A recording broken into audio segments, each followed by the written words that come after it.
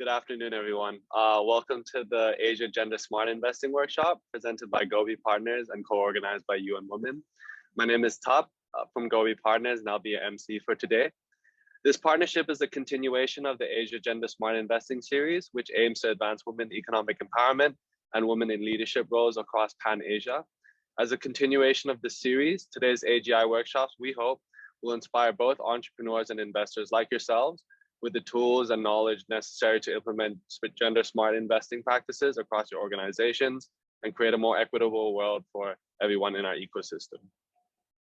So without further ado, I'd like to present to you our first two workshops for today. Firstly, we have Leanne Rovers, co-founder of SheLovesTech, the world's largest acceleration platform for women in technology, to present a workshop on the art of the winning pitch, overcoming biases in fundraising and pitching. Then after the break, we have Edwin Seah, Director of Diversity and Inclusion at Include Consulting, a consultancy firm at the forefront of promoting diversity and inclusion within the workplace. He'll be conducting a workshop on DEI integration for startups.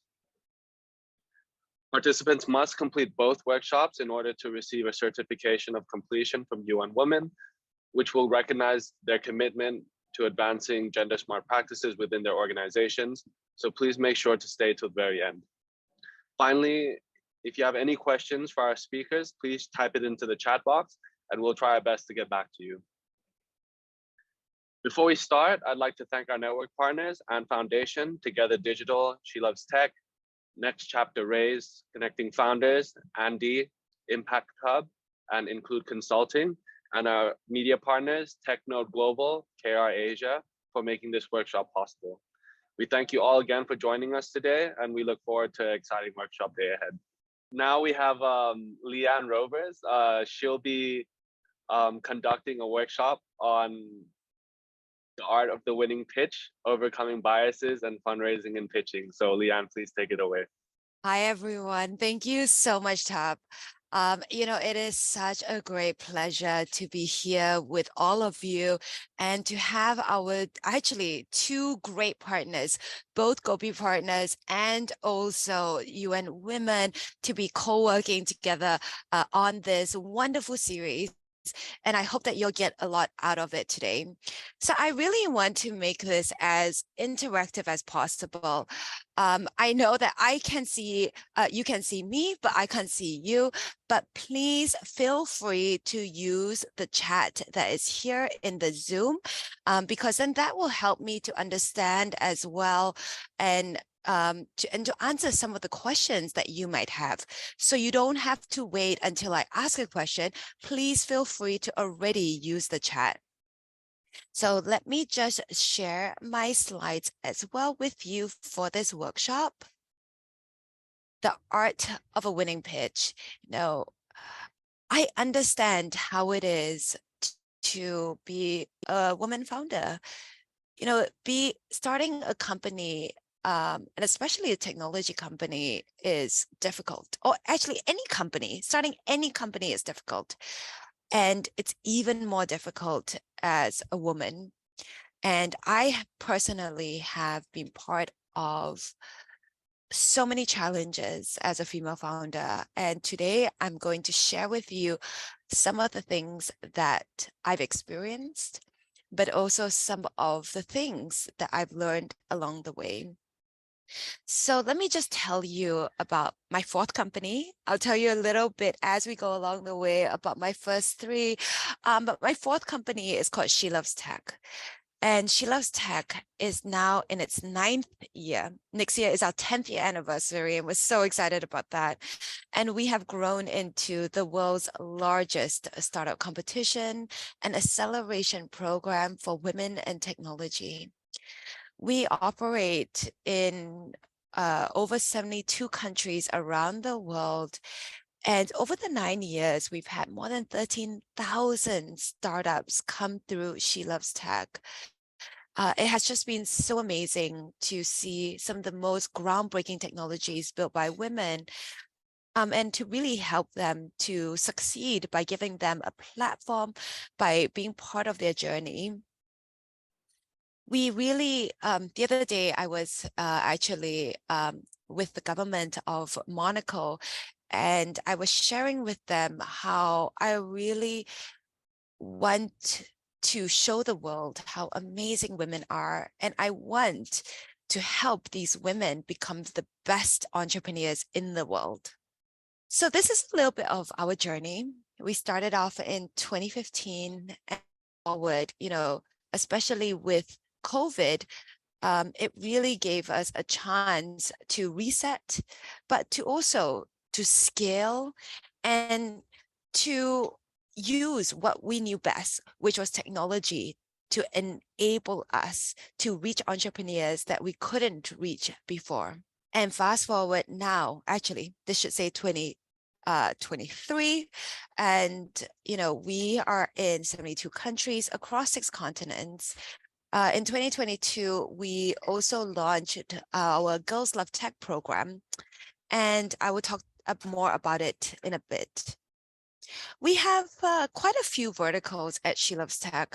So we have our startup competition, which really helps women tech entrepreneurs to get visibility.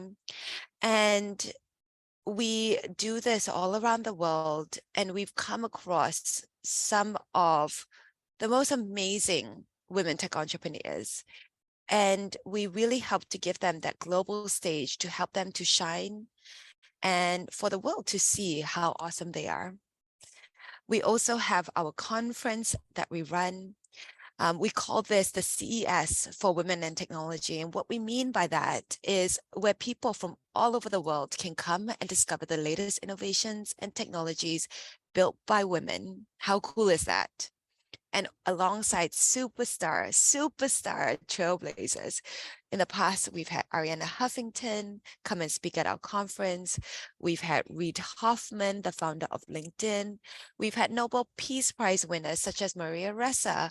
We've had ministers from Singapore and from Iceland. Last year, we had Iceland's youngest female minister in their history fly into Singapore and speak at our conference. And we really want to have conversations that spark action, because our whole entire mission at SheLovesTech is to close the funding gap for women and technology. We have started to invest into our startups as well, because what we realized was as we were doing SheLovesTech, we ended up having the world's largest database of women-led and women impact startups. And so we're also building a digital platform to really be a platform that investors from all over the world can come and can discover women entrepreneurs. Because people always say to me, they say, Leanne, it's not that we don't want to invest in women. There just aren't women. And I tell them, no, that's not true at all. Every year, we have 4,000 to 5,000 startups apply to SheLovesTech. 4,000 to 5,000 startups. That goes to show how women are not, it's not a pipeline issue. And we're going to talk about later the biases that exist in the tech startup world and how we can overcome some of these biases. And of course, we have our community. So our community, we have alumni from all over the world. So when you're a part of SheLovesTech, you're not just a part of SheLovesTech in your home country. You will have camaraderie, friends, family, SheLovesTech family surrounding you, no matter where you are and no matter where you travel. As mentioned, we also started our SheLovesTech investment and really to invest directly into our startups. And then lastly, we have our education programs. These are our workshops, our boot camps, the webinars that we do, but also we also launched our Girls Love Tech program. And last year, we did this in Singapore, and we had about 100 girls come in from 28 different schools. And we did lots of different workshops. As you can see, we did a robotics workshop, building robots out of chopsticks. We also did ethics and AI workshops specifically for young girls. We also did an elevator pitch workshop, and we'll be covering some of the elements of what makes a great pitch. here today. So in a nutshell, that is what we are here. So I just wanted to run through. I know that many people here are from different levels of their startup journey. Some may be very early stage startups and some may be growth startups. But I thought that it's really essential to run through what are the components and elements that a winning pitch must have. So, of course, right, you have your cover slide as I had it just now. And then one of the most important things is that you have, and you talk about the problem. You talk about why this problem is really important to you. And it's great here to tell stories that matter. If you have a personal story to tell that. And then to talk about the market opportunity. How big is that problem that you're trying to solve? To talk about what your solution is and what your product is. Then to go on to talk about the business model, to talk about what you've done, to talk about your team, to talk about who else are your competitors. And in this day and age, investors do not want to hear that you do not have competitors because everyone has competitors. So do your research because it's better that you do it than for them, the investors, to do it and them to come back at you and, you know, really push a really hard question around why haven't you done this research? Why don't you know your competitors? Then once you identify your competitors, you know, really go and hone into what is that, what makes you different from these competitors. Then we have your projections, which we can have a little bit more discussions because here in the projections, we see a big difference between how male founders tend to do these projections versus how female founders tend to do these projections. And then, which comes to the most important element of your pitch, the ask. You have to have an ask. Even if, let's say, you're not even right now in fundraising mode, but you're doing a pitch to be able to get people familiar with your business. You always have to have an ask. Okay, I'm going to go through some of these just a little bit more in depth. So really, the first part is to set the context. To, you know, I think many of you have heard this from investors. Investors want to know what is that problem that you're trying to solve. For early stage entrepreneurs, this is probably one of the most important things that you need to address in your pitch. What is that problem that you're trying to solve? And then also, how big is that market? What is that size? Whether it is domestically, so in your local market, it could be even in the local town that you're in, or the local city you're in, or the state that you're in. And then also regionally, and finally, globally. And is this a market that is on the decline, or is this a market that is set to grow? For example, everybody's hearing right now about artificial intelligence, generative AI, the metaverse. And so people say, okay, you know what? That is going to grow. Is the problem that you're trying to solve, is that market growing? And if it is, make that clear in your pitch. And also, sometimes it is good to add on further context, right? And be very specific. So, for example, we have a startup in Indonesia, and they do fintech for the unbanked. They basically help to provide cashless, to deliver cashless aid to millions and millions of people using facial recognition. And so they don't want to say, we are just a fintech solution. We want to be a fintech solution for the unbanked to help them with those who don't have bank accounts. So it's good to be specific. So you have your problem that you're trying to solve, and then it is, how are you trying to solve it? What is that product? What is the technology behind it? Is this unique? Is it patented? There's so many people focus so much on this first, and they say, you know what, this is our company, this is what we're trying to solve, without actually helping people to understand what that problem that you're trying to solve, and then how you're going to solve it. And then to talk about, okay, what is your business model? Is this a B2B company? Is this a B2C company? Is it a B2B2C company? Or is it an alternative company? Is it a D2C company? It's really important for you to know this. Who is your market? Who is your audience?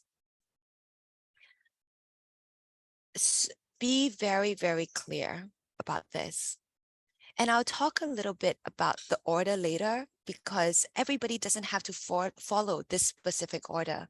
Everybody's story is going to be different, but these are just the major components that go into what investors need to hear. And then we talk about our traction.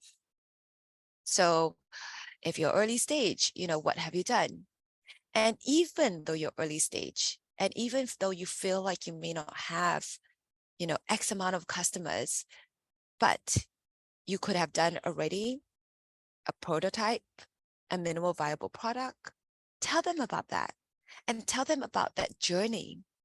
Again, every single person and every single business is going to be so different.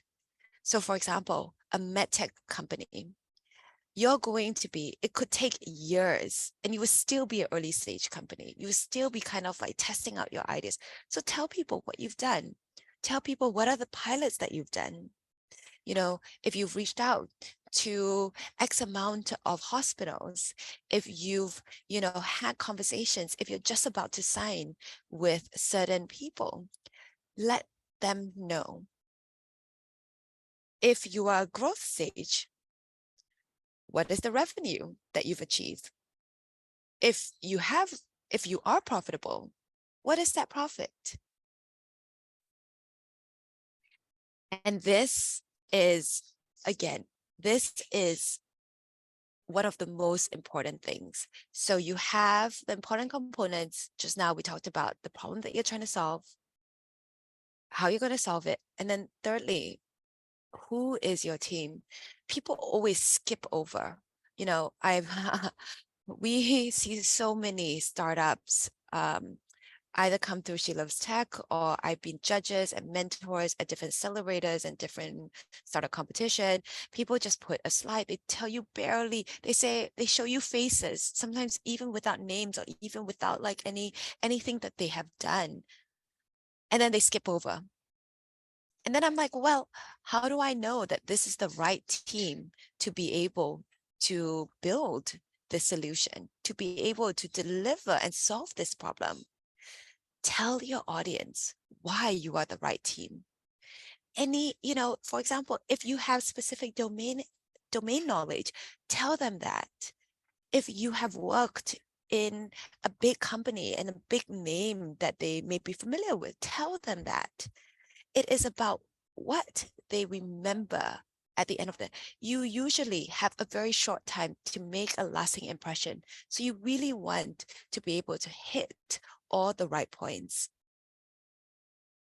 As I mentioned earlier, know your competitors. Please do your research. And I mean, I get it. Again, I've been a founder, and sometimes, when you're building something, you're so passionate about it. You feel like you're so unique. Yes, you may be very unique in doing that very specific thing, but you will have other competitors doing similar things. So it's good to let your audience, especially investors that you're pitching to, understand who those competitors are. So firstly, that they know that you've done your research, but secondly, they understand a little bit more of that contextual landscape. They understand, maybe they identify, oh, hey, you know what? Let's say Grab is okay. Let's say Grab is your competitor, right? Or let's say Deliveroo is your competitor, or the parent Inc. is your competitor. So and so they understand where who are the other people that are existing in the same space, and then to help them to understand how you are different, differentiate yourself from the rest of your competitors. Okay, so this is where we talk about the projections. You know, the projections are really here, and please ask as much questions as you want. The projections are really here for investors and for your audience to understand where you want to be, where you set, where that vision is leading up to. You know, what is that growth plan? What is that big vision? If you have some financials, it's good to help the audience to understand where you are right now, and more importantly, help them to understand where you are heading to. Okay, so this was always the biggest struggle for me as an entrepreneur, and actually as a female entrepreneur. I felt very uncomfortable doing this because I'm like, honestly, it is pulling out numbers from nowhere. And I'm not sure whether many of you feel that way, but I definitely felt that way. Okay. Investors know this. They're not dumb. They've seen so many pictures. They know that it is just a projection, but they want to understand how you're thinking about this. How do you come to these numbers? So sometimes helping them to think through how you got to those numbers is more important than the numbers itself. Anybody can say, you know what, I want to build a $1 billion company in 5 years. But how are you getting there? And that's the more important question. So really think about that, right? As you're doing your projections, it's not just about the numbers that you're putting in. It really is about thinking through those numbers and how you arrive there. Okay. And your ask. All right. So you can have multiple asks. If you're fundraising, please say that you're fundraising. Please say the round that you're fundraising, because it helps the investor as well. Investors have a mandate, you know, that they don't, there are very few investors that invest in every single round from seed all the way to late stage. So investors usually have a specific stage or niche that they invest in. And so they want to know that this is the right fit. You know, taking money from investors is, I don't know whether you've heard this, but it's like a marriage, right? You want to find the right fit. It is not just about them giving you money, because they are going to be calling you up at all times of the day, asking you about, you know, your what's happening, your updates, you know, what are some of the challenges that you're experiencing. They want to be part of your journey. And the reason why is because getting money from investors is not charity. They have investors, have their own investors. They have limited partners who they are responsible to. So I'm a limited partner out of 2 early stage venture capital funds. And I'm constantly, you know, to me, that's an investment that I've made in them, and I want to know, right, whether my money is going to be returned. So sometimes investors, you know, it seems like they hold all the power, but actually they are really being driven as well by the LPs who have trusted them, who have invested in them, and they need to make a return to their investors. And so they're always pushing you, because they need you to make a return so that they can make a return to their investors. So understand, right, what stage the investors are in. And if it is a great fit, great. If it is a little bit later stage than you are right now, then maybe you're pitching to keep them in view for your next couple of rounds. And tell them that. Always have that ask. And if let's say, if it's somebody strategic that you want to bring in, tell them that. If it's, let's say, a corporate investor, say, okay, you know what? I want to partner with Microsoft because Microsoft has all of these, technologies that we want to do pilots with, and we think that you all will be a great partner for us. And hence, this is the reason why we want M12, which is their investment arm, to invest in us. And also, what are the outcomes that you want to achieve?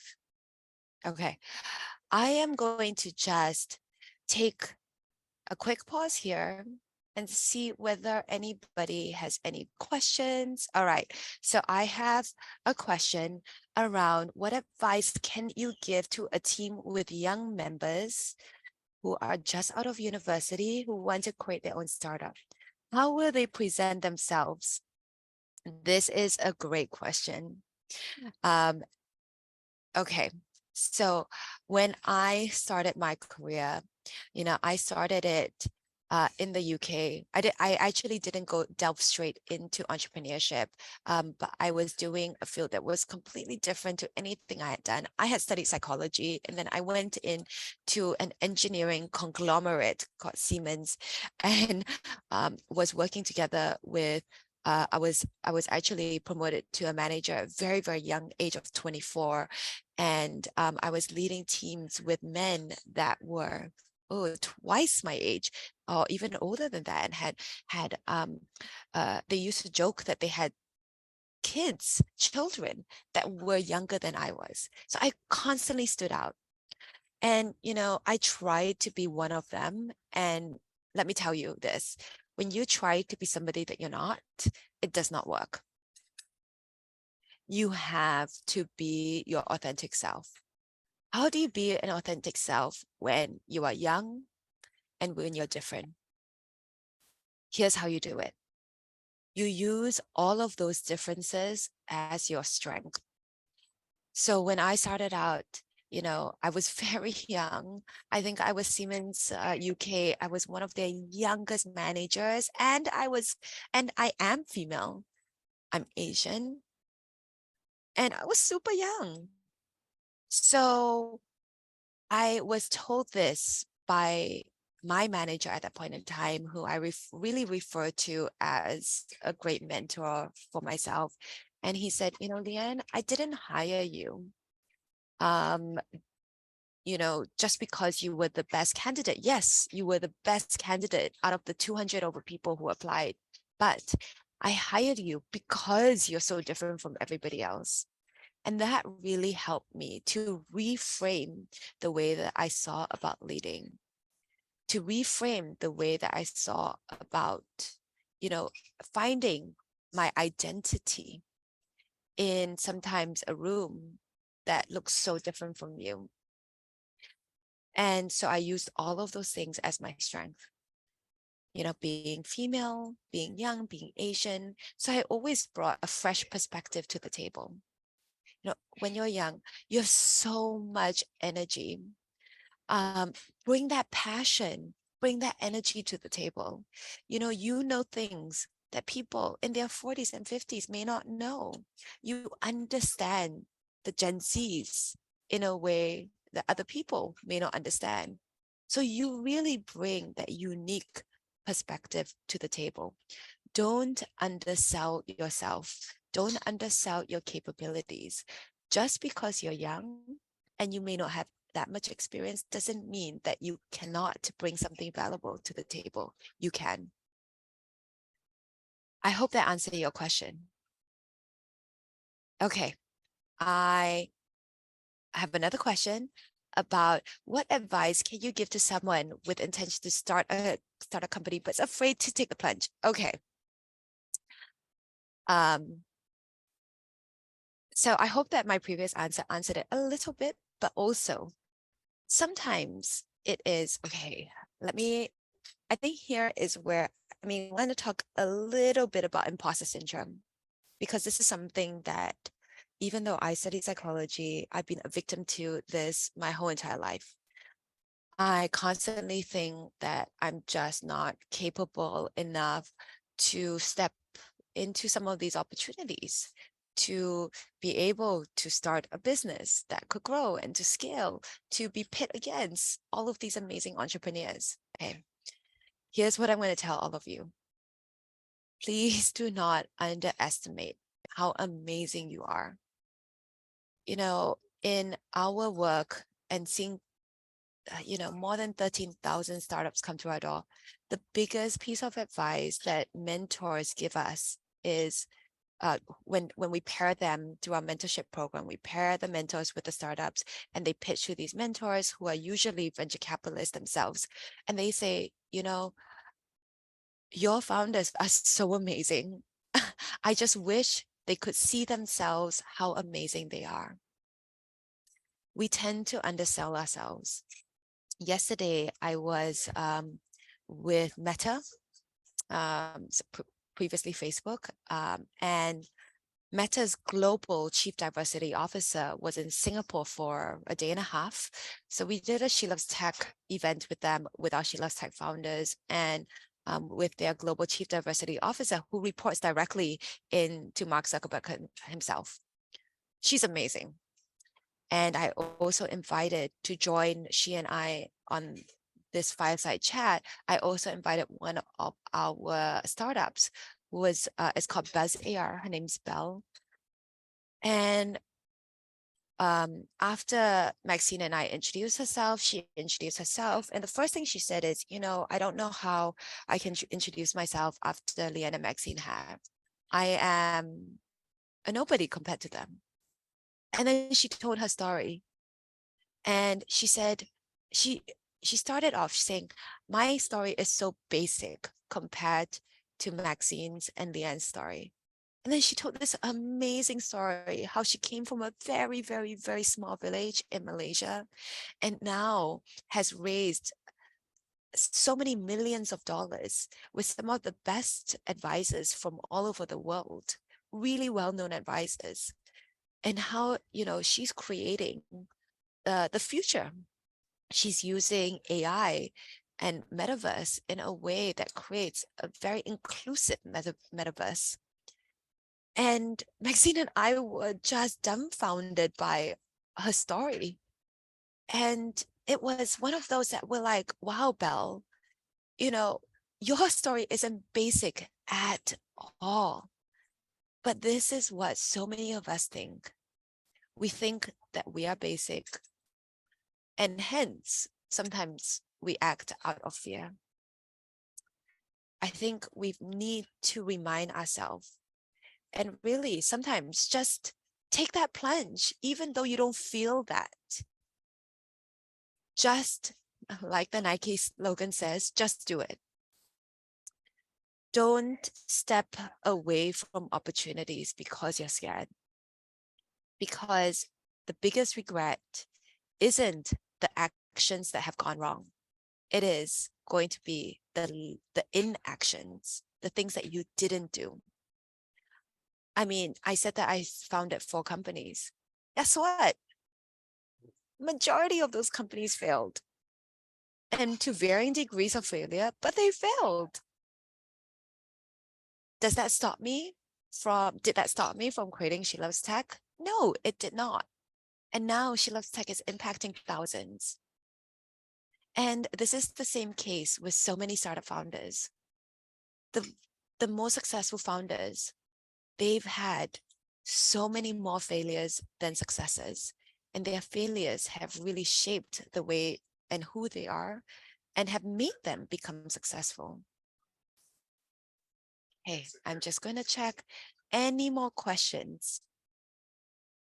I also want to say that going back to imposter syndrome, I feel like sometimes we as women can be very hard on ourselves.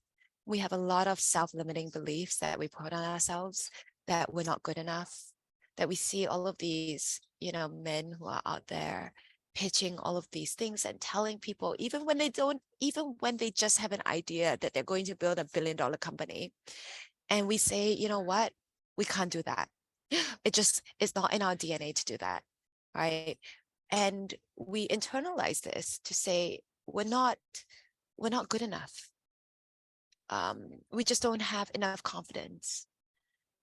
The first thing I want to urge you, sometimes I do this with my mentees. I get them to read their CVs. I get them to read their resumes. I get them to read their LinkedIn profiles, because sometimes that reminds them of how much they've done. We forget. Sometimes we are so consumed by our fear that we forget our successes. And the other thing I want to say is that the difference between, both men and women suffer from imposter syndrome. But the way that they overcome imposter syndrome is so different. The men, they are full of fear too. And they also feel like a fraud so many times. But you know what they do? They say, you know what? I feel like a fraud, but I'm going to lean into it. I'm going to work even harder. I'm going to put myself more out there. I'm going to do even more research, even on a topic that I'm not familiar with. And I'm going to basically lean into those opportunities. The women that we see, they do the opposite. They let the fear consume them, and then they step away from those opportunities. Be the person that steps into the opportunities instead of stepping away from those opportunities. So let's get inside investors' minds. Okay. I've mentored so many women, and there's so many women that misunderstand as well what taking investment means. Not everybody is, not everybody wants to take investment, but we hear about the VC world, we hear about all of these things. And so naturally we think, okay, that is our next step, right? But taking an investment is a responsibility, because as I've described earlier, your VCs are responsible to their LPs to deliver, right, a multiple of the investment that they've taken from them. Otherwise, their LPs could have put it in the stock market and, gotten a great return over 10 years.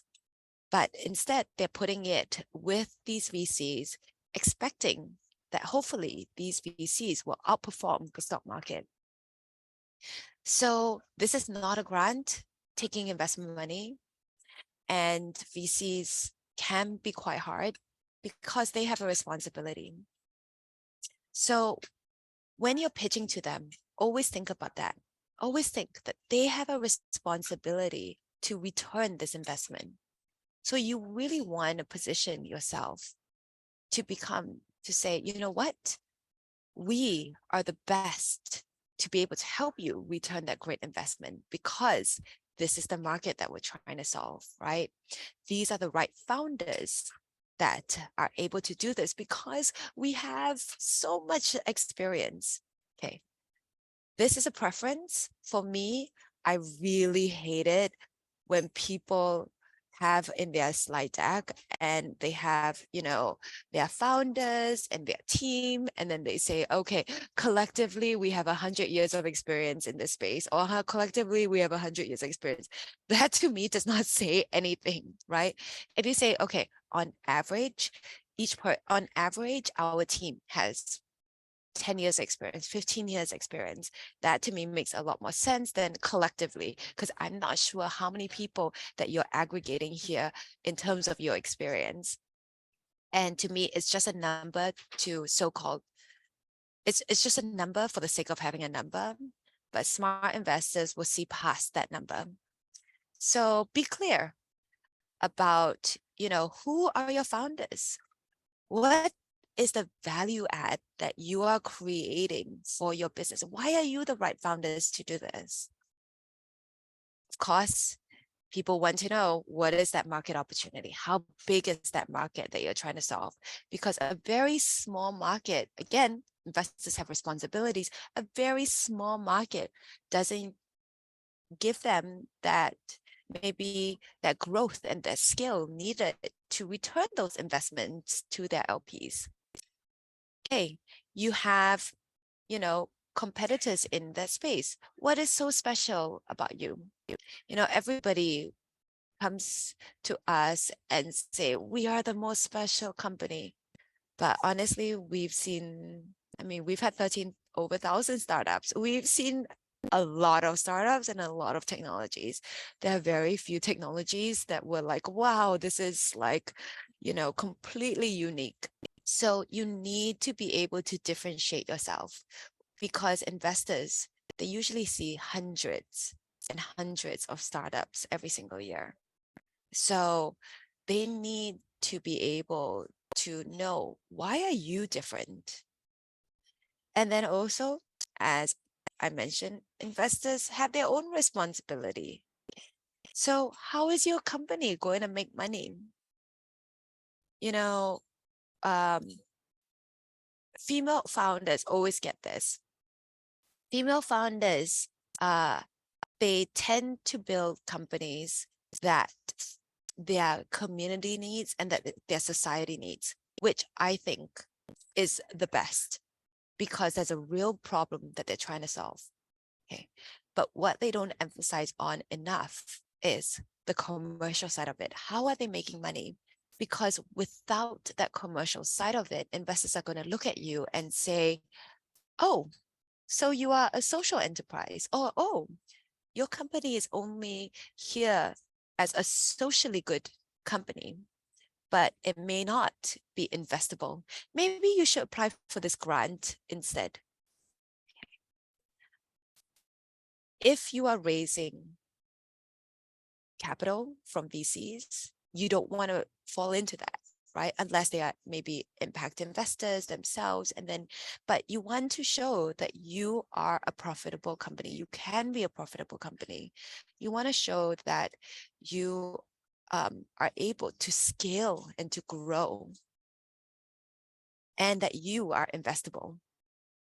And also have an idea about what an exit could look like. Of course, this is, you know, something that you're projecting, but already start to think about it, so that when investors ask you, and believe me, they will ask you, even at early stages, that you're not caught off guard. Prepare the questions beforehand, because you don't want to be in front of investors and, you know, be like, oh, I'm so sorry, I have to have a think about that. Can I get back to you later? Right? You want to be prepared. Investors really pay attention to entrepreneurs who are well prepared. Okay. So here are some tips, right, from us. Your story, the storytelling matters so much. People remember a story 20 times more than they remember a fact. Investors see hundreds, sometimes thousands of entrepreneurs. You want to be the one that they remember. So you want to be that 20 times more memorable. So how do you do that? Tell that story. Your whole entire deck should be a story in itself, which is the reason why I told you earlier that even though I gave you all of the different elements of a pitch, you don't necessarily have to follow that order, because everybody's story is going to be different. So sometimes people start with, you know, the reason why they've created a company, and then they start with their founders, and then they go to the problem that they're trying to solve in their community, right? Because maybe it was a problem that, for example, okay, give you an example, let's say of myself. I was a female founder, or I am still a female founder. What am I talking about? I'm a female founder. And, you know, while starting multiple companies, I realized that being a female founder is a really lonely journey. And then I realized that I was not alone in this. I realized that my story was not unique, that there was so many other female founders that also were struggling with the same challenges that I was struggling with. And there were not any unique platforms and unique tools to give people the resources and support female founders. So this is the reason why we started SheLovesTech, to be able to build a platform that can give the right tools and the right resources to female tech entrepreneurs so that they can be successful. Okay, so this is an example where I would have started kind of with my story first and lead into why I created this.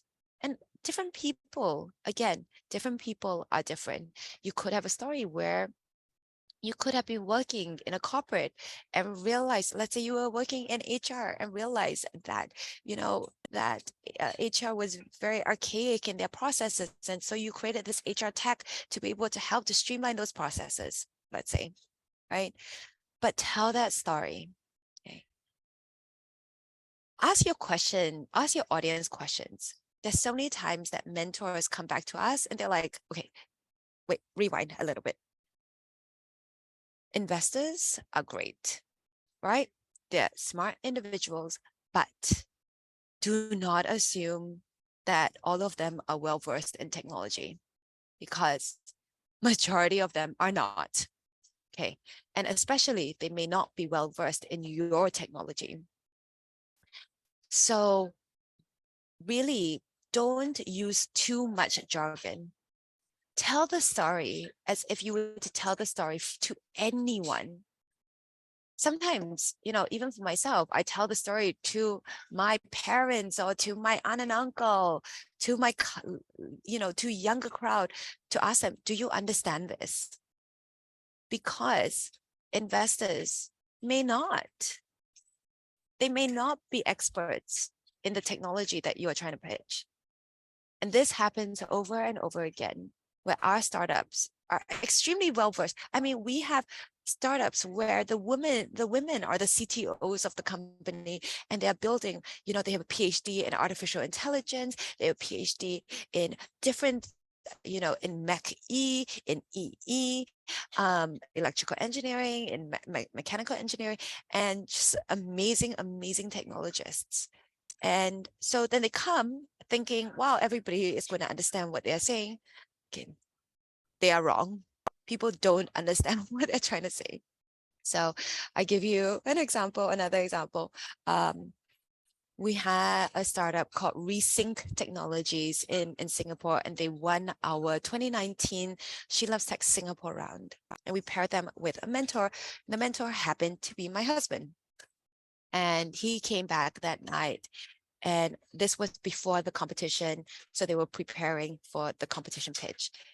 And my husband came back and said, wow, super company, really smart founders, but I have no idea what they're doing.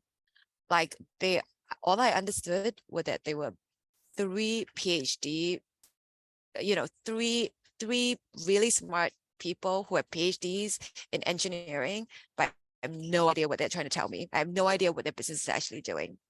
So he helped them to reframe, because they started out by saying, oh, we are Resync Technologies. It's an AI management, AI energy management platform. Okay, I can't see all of you, but how many of you understand that?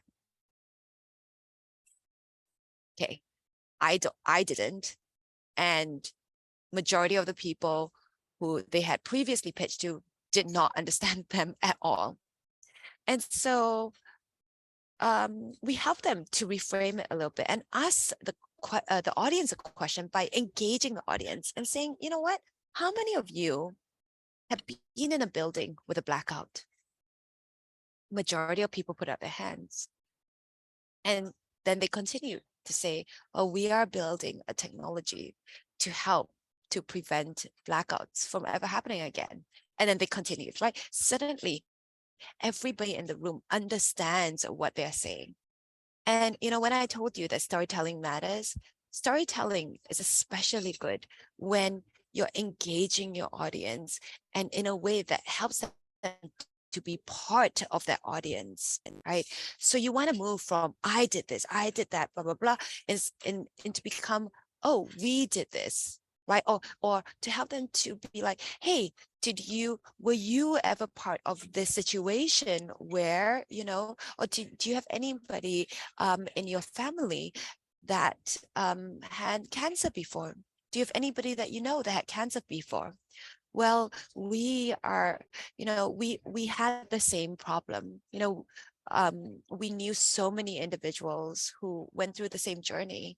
I personally, let's say, had a grandmother who experienced cancer, and I found that she was not alone. There were so many people like her that was experiencing this and misdiagnosed for this.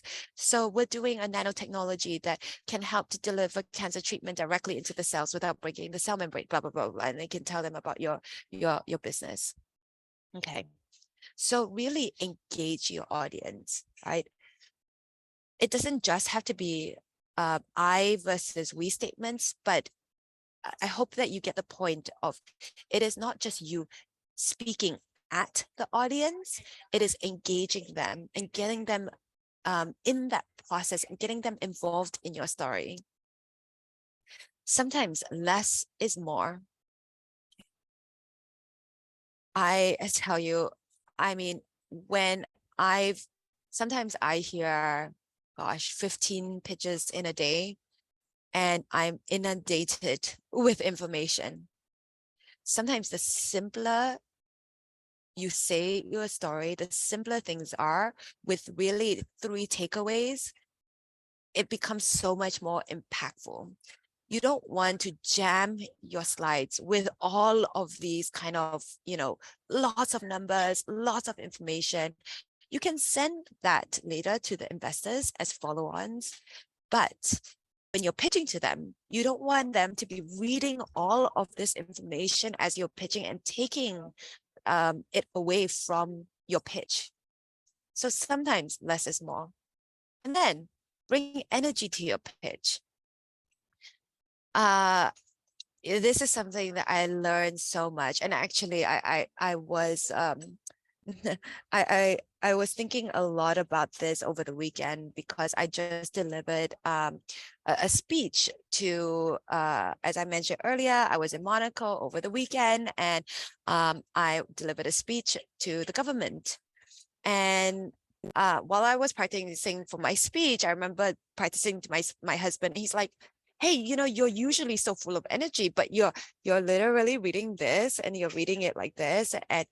And suddenly, and my husband was being honest with me, suddenly, you have really good points, but the way that you're delivering it sounds really boring. Okay. So bring energy to your pitch, right? And how do you bring energy? Sometimes it is about, understanding, or, everybody gets scared, everybody gets fearful and gets scared. And there's a lot of nerves, right? I get it. I myself, I've really had to fight off stage fright, and I can tell my journey another time, and I do so sometimes by just firstly preparing a lot, but secondly, by doing this over and over again so that it becomes really ingrained. Thirdly, by taking time before and by thinking about something that I'm really excited about. So for example, I'm really, really, really excited about, I'm really, really excited about helping women, and women, especially women entrepreneurs, not make the same mistakes that I made when I was a founder. I'm really excited about, seeing women all around the world become successful. That's what I'm excited about. So when I pitch SheLovesTech, that's what comes up. So people can hear my passion. They can hear, and so many times people remember me because they remember my passion, right?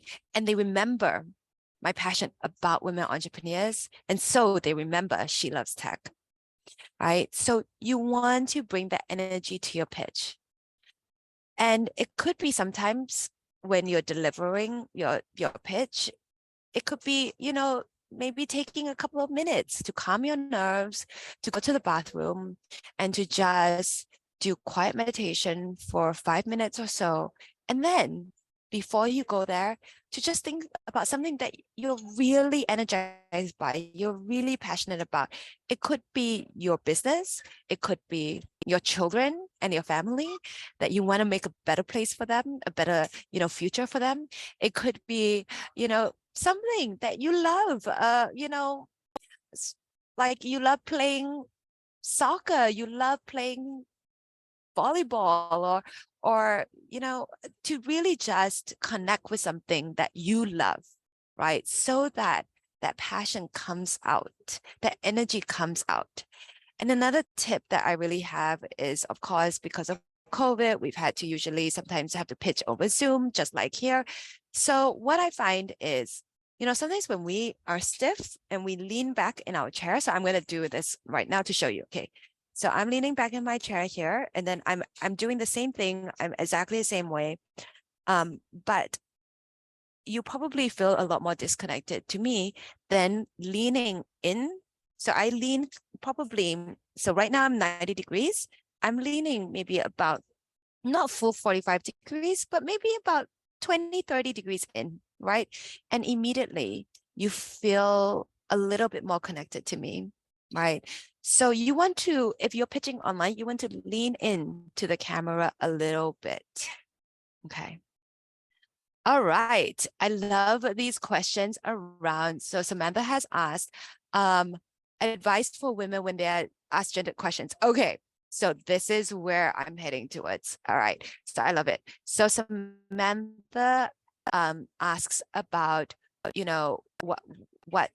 what you do when people ask, are you married? Are you single? How are you going to manage when you do get married? How are you going to manage when you have kids? Okay. I want you to type out in the chat or even in the Q&A, type out what are the type of biases and, weird questions that either you've been asked or you've heard other people ask females or people of minority. So I'm just going to give you a couple of minutes to just type in so that we can address that. I will continue. That personally, when fundraising as an entrepreneur and seeing our startups fundraise, okay? So I've had investors come to tell me, women don't build good technologies. They don't even like technology. They only like beauty and fashion, and the extent of technology that they build is e-commerce. Okay. Obviously, we know that this is so untrue. I mean, we have some of the most amazing founders who are building groundbreaking technologies, right? In all verticals, in deep tech, so deep tech also makes out of like med tech.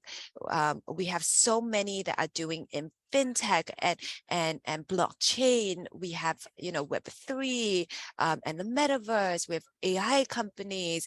And then we have also agri-tech companies and sustainability and energy and clean energy companies. Just so many different types of companies.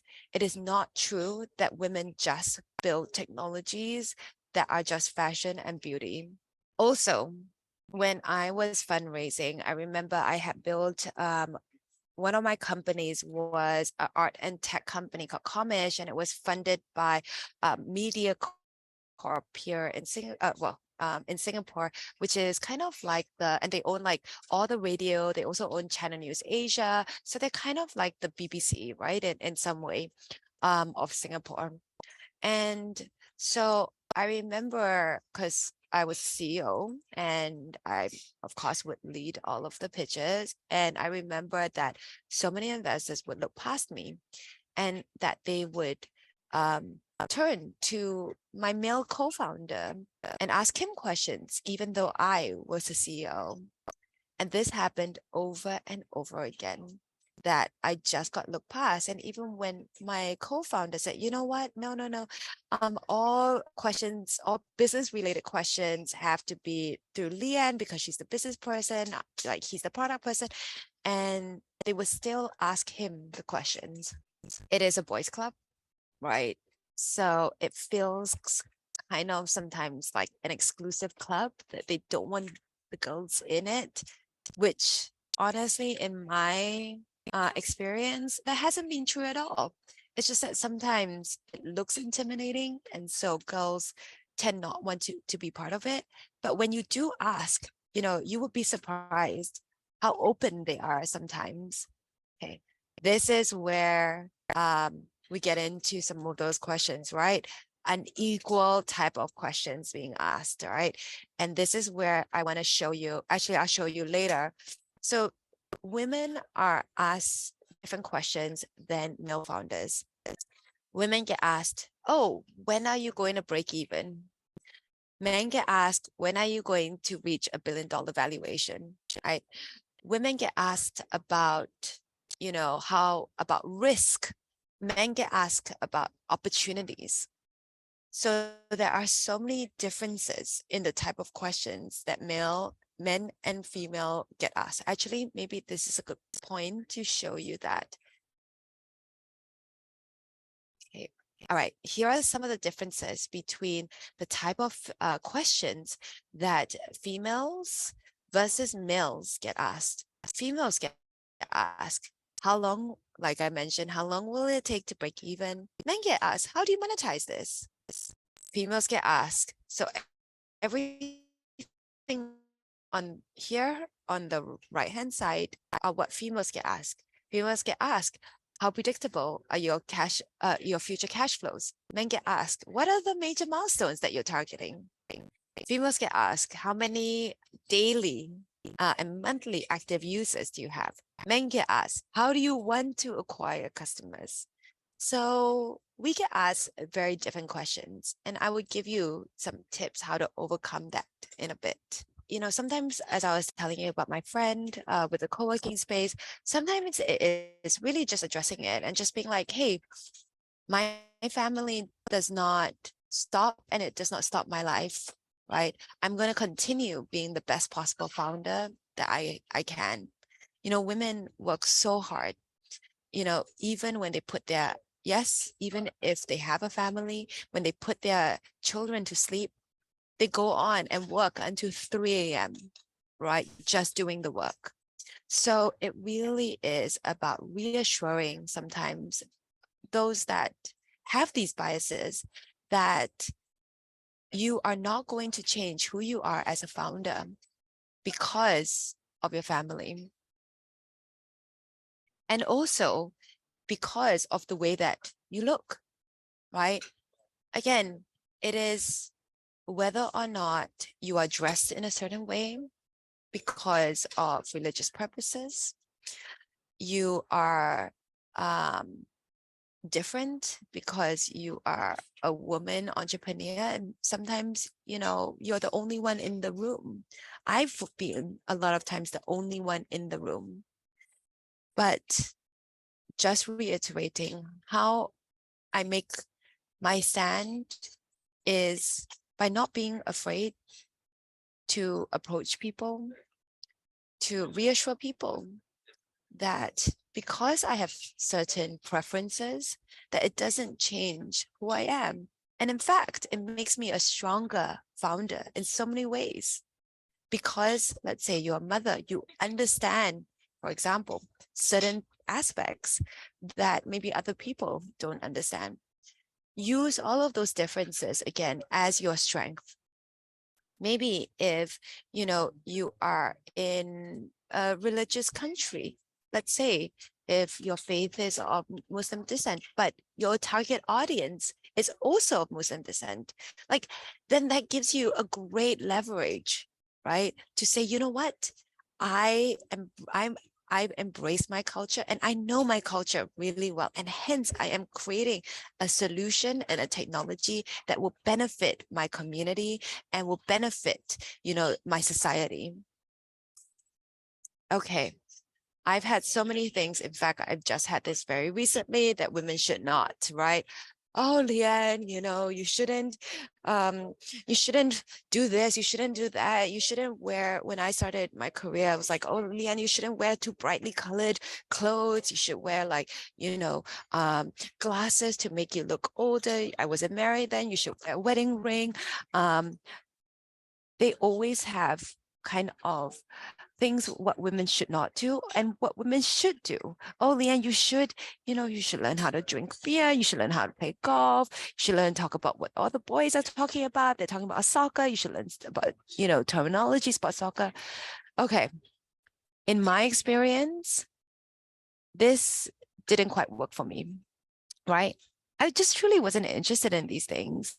But did it stop me from being part of that so-called boys club? Did it stop me from hanging up with them? No, because I still took and seized those opportunities when they arose. Hey, Leanne, do you want to go for a drink? Sure, why not? Yeah, I'm not drinking beer. I'm going to drink something else. But, I think it'll be fun to come, right? And to really just not step away from those opportunities, but step into those. And again, embrace your differences, right? And use those differences as your strength. Okay. So sometimes it may feel like this, right?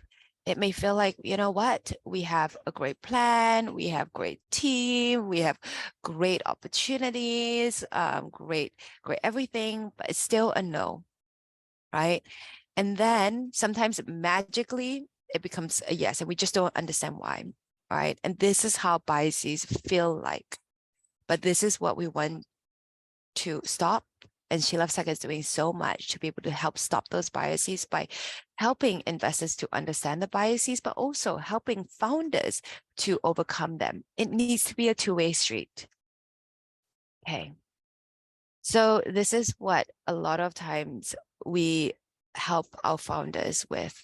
Okay. When you have investors that ask you those bad questions, when they ask you, how long will it take to break even?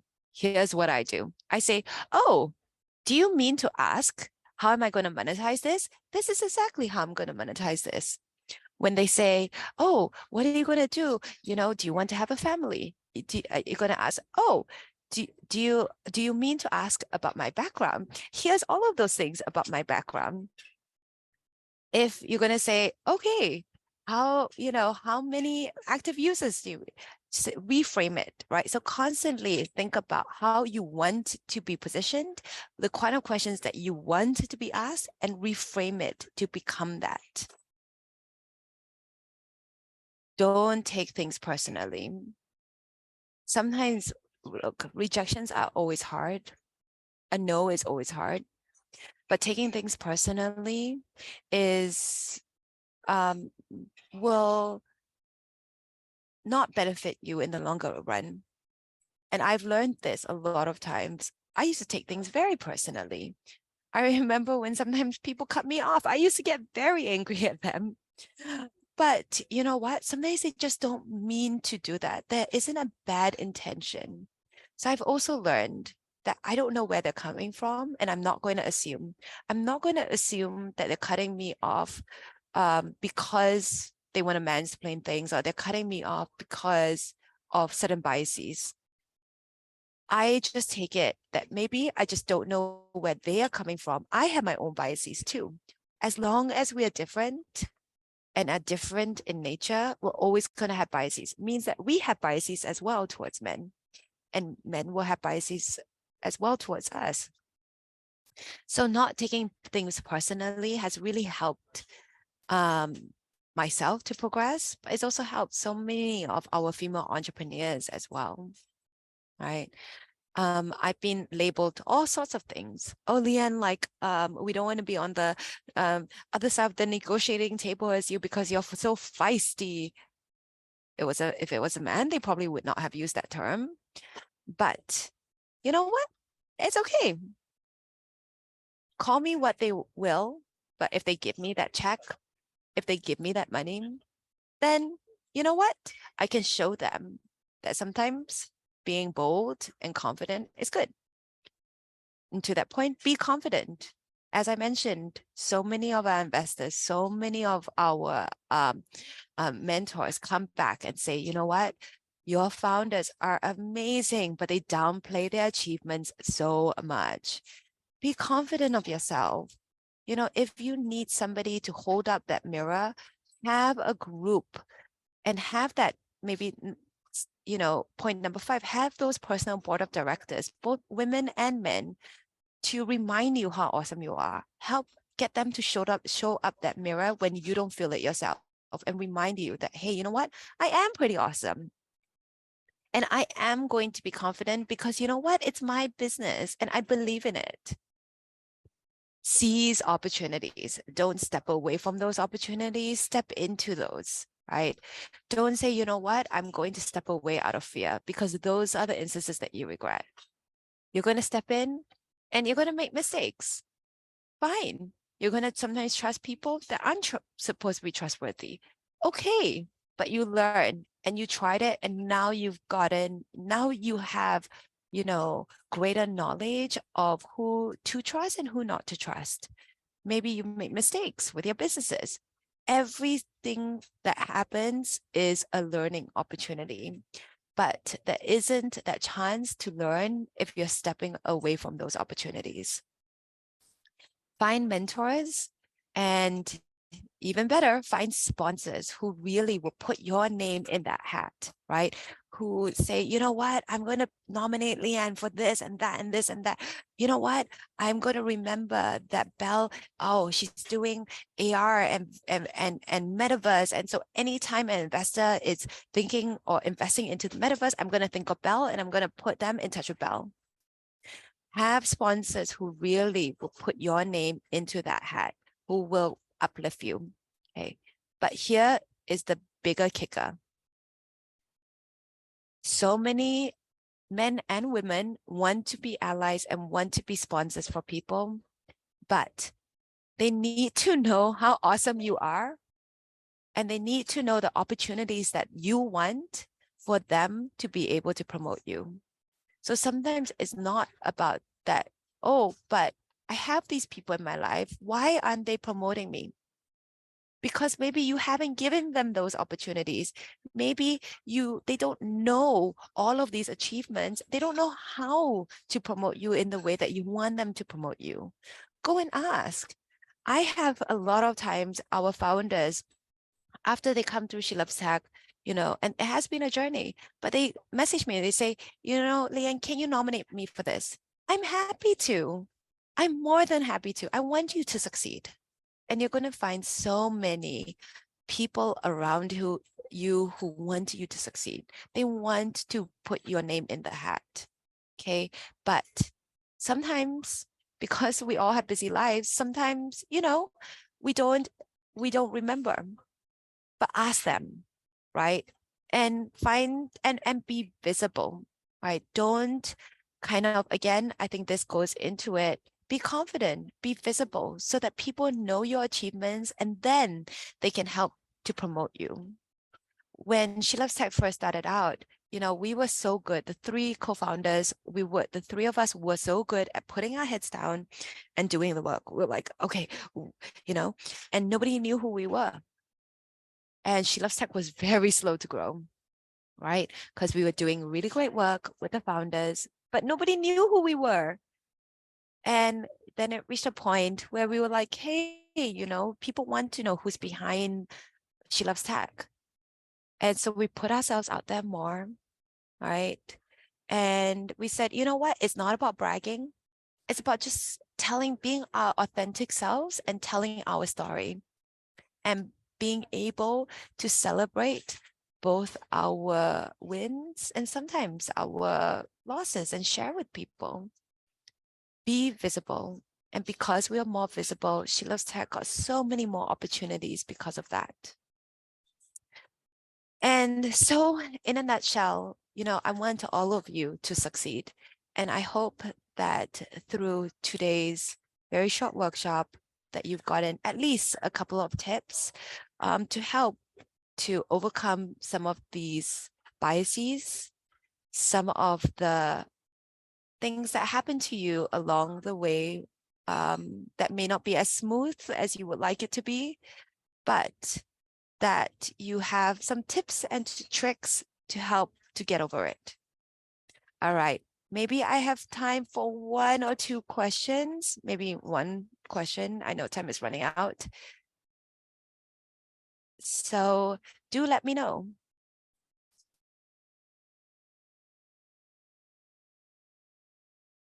In the meantime, if while waiting for anybody to see whether they have questions, in the meantime, I am going to please take a photo of this if you can, right?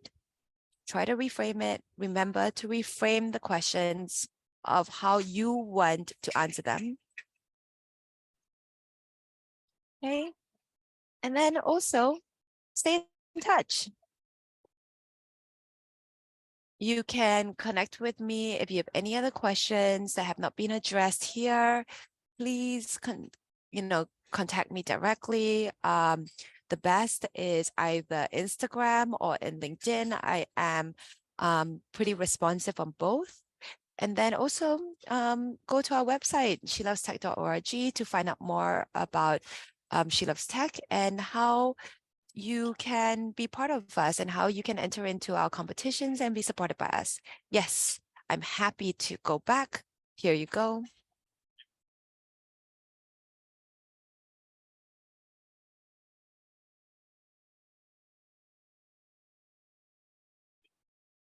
No worries. I hope that all of you have gotten something, at least one thing out of that. And if you've gotten one thing out of that, then I'm happy with that. But please stay in touch.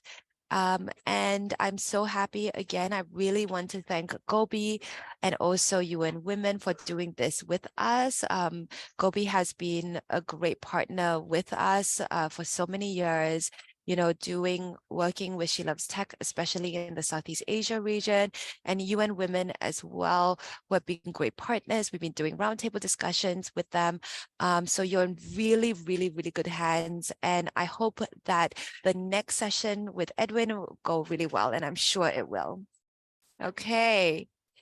Thank you so much. I pass it back to you, Tap.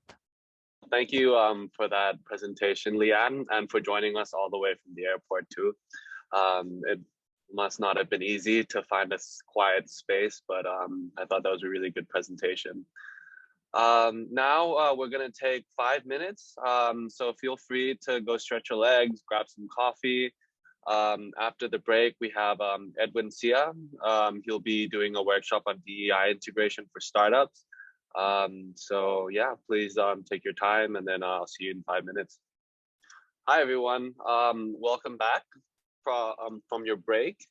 Now we will have Edwin Seah. He is the Director of Diversity, Inclusion, and Include Consulting. And he will be leading a workshop on DEI integration for startups. So please take it away, Edwin. Thank you for the introduction. I just wanted to confirm if my screen is visible and that you can hear me all right. Yep, looks great. All right, let's begin. Thank you so much for giving me this space and being here today in today's workshop on DEI integration for startups. Just a little bit about me. My name is Edwin. I am based in Singapore. My background has always been in the space of tech, working in multinationals and also in a startup. Back then, it was Deliveroo when it was only in its very early stages, and I was responsible for mainly building up the teams in Asia and the Middle East as well. Back at Microsoft, I looked at HR, campus recruiting, as well as DEI. And outside of work, I am part of the leadership team of Leanne in Singapore, which is a volunteer-led association running events and campaigns, and also sharing meaningful content to support women to lead happy and fulfilling lives, wherever it may be. So that's a quick introduction about myself. In this hour-and-a-half session, we've got a lot to cover, but I just want to make sure that we are grounded in these 4 key objectives. Firstly, I recognize that some of us are still really new to D&I, and some of us are a little bit more informed than others. I just want to make sure I use the beginning of the workshop to define DEI for all of us. Secondly, I'm going to have an open conversation and encourage you to participate as well to hear about your perceptions towards this movement towards diversity, equity, and inclusion. And thirdly, I'm going to share with you effective activities to improve diversity, equity, inclusion when we look at talent attraction and also in talent retention. And lastly, I'll share with you a tool of how can you assess the DEI maturity in your startup and in your workplace. So this will be the 4 top objectives that I'll cover in this workshop. So to really make the most out of this hour and a half that we have together, I encourage you to constantly ask questions, use the Q&A function, type in as many questions as you have, and I'll pause and look at it every time we meet the end of a section to answer right there and then. And of course, for some of you, this could be the very first time that you're looking at such content around diversity, equity, and inclusion. So I encourage you to keep an open mind and ask questions. One thing that I can assure you is that everything that you're seeing here today is built on evidence and has been shown to work in all workplaces. So when we think about defining DEI, I like to use this very simple quote by Verna Myers, who's actually the VP of Diversity, Equity, of Inclusion in Netflix. Simply put, it's diversity is about being invited to the party, right? We want to welcome everyone to come join us, regardless of race, nationality, gender, sexual orientation, economic class. Come and join us because we value you. We want to hear your thoughts. We want to hear your perspectives. Of course, when they come to the party, what are they doing? Are they really participating in the activities, or are they sitting on the side and just feeling perhaps left out? So therefore, inclusion is about making sure that we are asking people, do you want to join us? To ask them, how can I best support you? How do I make you feel a sense of inclusion, whatever it may be? It's about taking the effort to ask and making sure that we are always cognizant about who's included and who's not included. And when we think about equity, it's a little bit more trickier, right? So we have everybody on the dance floor. Equity is then making sure that I've got different groups in the room and they have different needs and perhaps different preferences of music that they like or different genres. And therefore, equity is recognizing that I'm going to make sure that I'm not playing just one style of music.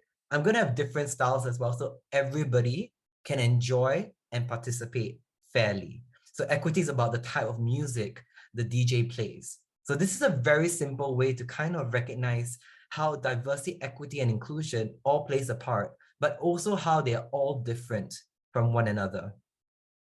And if we take a look at the more factual definition, diversity is just similarly recognizing the traits that make us similar and also different from one another. Some of these traits can be components that are visible. So for example, when you look at me, you can probably already make an assumption about my age, my race, and my gender. But of course, there are certain traits that you don't know about me. Am I an extrovert or an introvert? What's my working style? What has been my educational background? So these are some sorts of what we call invisible traits that you probably need to have a conversation with someone and them feeling safe enough to share a little bit more about themselves. So these are all these traits that we can see and we also cannot see that make us unique. That's what diversity is all about. Inclusion is the effort to make sure everybody feels a sense of belonging, that they can bring their full selves to work and they can really be able to tap on their fullest potential. Equity is way different from equality. Equality is all about treating everybody the same. Equity recognizes that because of your identity, you might be disadvantaged in certain aspects or processes. Equity then recognizes that the starting line for everyone is different. And therefore, we give people the right support that they need to make sure that they are treated fairly. So this is what equity is all about. And hence, most organizations pull it together called D, E, and I. And only when you have these three things together will you have high performance and a great sense of everyone saying that they belong to your workplace. So this is just us grounding firstly in definition. Now, I'd like to engage with some of you in the call with us today, not through the chat, but actually through Mentimeter.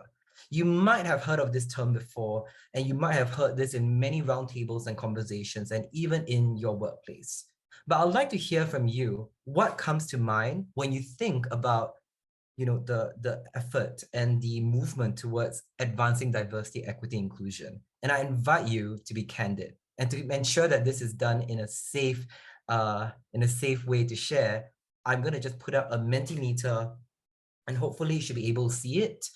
All you need to do is click on your device, whether on your laptop or on your phone, enter www.menti.com, use the code that you see here on the top of the screen, and then enter in your responses. What comes to mind when you think about DEI? Once again, these responses are anonymous, so we wouldn't know who said what. But I'll love to hear from you and to encourage your participation. What comes to mind? Anything at all when you think about advancing diversity, equity, and inclusion?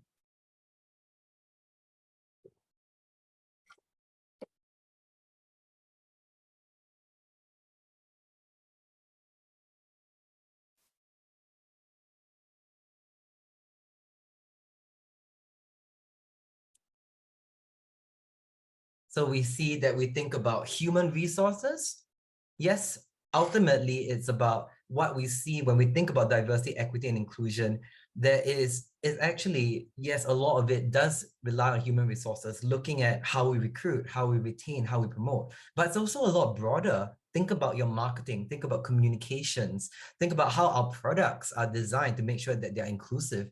So what you recognize here is that DEI is almost in everybody's responsibility. It's almost like a lens that you look at when you ask yourself, when we're pushing out a product, are we considering enough diverse viewpoints? Are we inclusive in how we are coming to a decision? It's a lens that you tend to look at. So it's beyond just human resources. And yes, they do have a part to play, but everybody in a startup has that chance. I hear that it's about women empowerment. Yes, a lot of the movements, particularly in the D&I space, we've recently wrapped up International Women's Day. It's one of those really key movements that we've seen globally. But recognizing that diversity is beyond gender, there is race, there is sexual orientation, there's mental health. It goes a lot broader than that. And you're right, most organizations starting on the journey do begin at gender. And whether that be it because of a requirement to get more funding, or just recognizing that it's perhaps the easiest to start off first with. I see it's about empathy, yes, because it's about listening to others, right? It's about also making sure we've got policies in place, there's fair treatment, it's looking at performance management, and questions about, yes, are we truly a meritocracy, right? How are we making those conscious decisions? How are we also making sure that we're accepting differences as well? That's great. Yes, exactly. People with disabilities is another up and coming topic. So these are all great responses and all accurate. So thank you for those contributions. So when I look at all these responses, these are great, right? It clearly signals to me that everyone here has a brief understanding about what DEI stands for. But the reality is, when I speak to startups, and especially leaders of startups, I tend to hear these three things. I know it's important, but I've got so many other priorities. Can it be done later? Can we do it something when we are perhaps 3 to 4 years down the line? Secondly, I also tend to hear, do we really have an issue here? I think everyone feels pretty good, right? We're pretty diverse, we're pretty inclusive. So why do we need to do this DEI movement? Everyone feels that, everyone does belong, right? Thirdly, I hear this a lot, particularly the most. It's going to take so much effort. Like, we don't have enough resources to do this. So for some of you on this call, you might resonate with some of these sentiments that you hear when you're talking about getting started on D&I.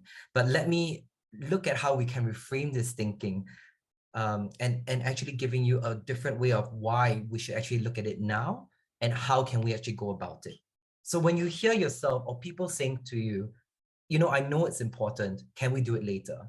Well, the best thing that I want to share with you is that all the research has shown to us that advancing diversity, equity, inclusion is not only the right thing to do because we want to make sure that everybody feels included, it's actually the smart thing to do. And the quicker we recognize it, the more we can gain from it.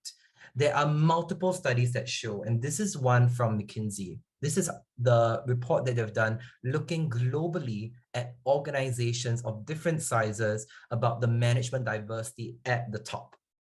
And clearly what you see here is that organizations with high gender diversity in the executive teams outperform financially organizations with very low gender diversity in the executive team by 25%.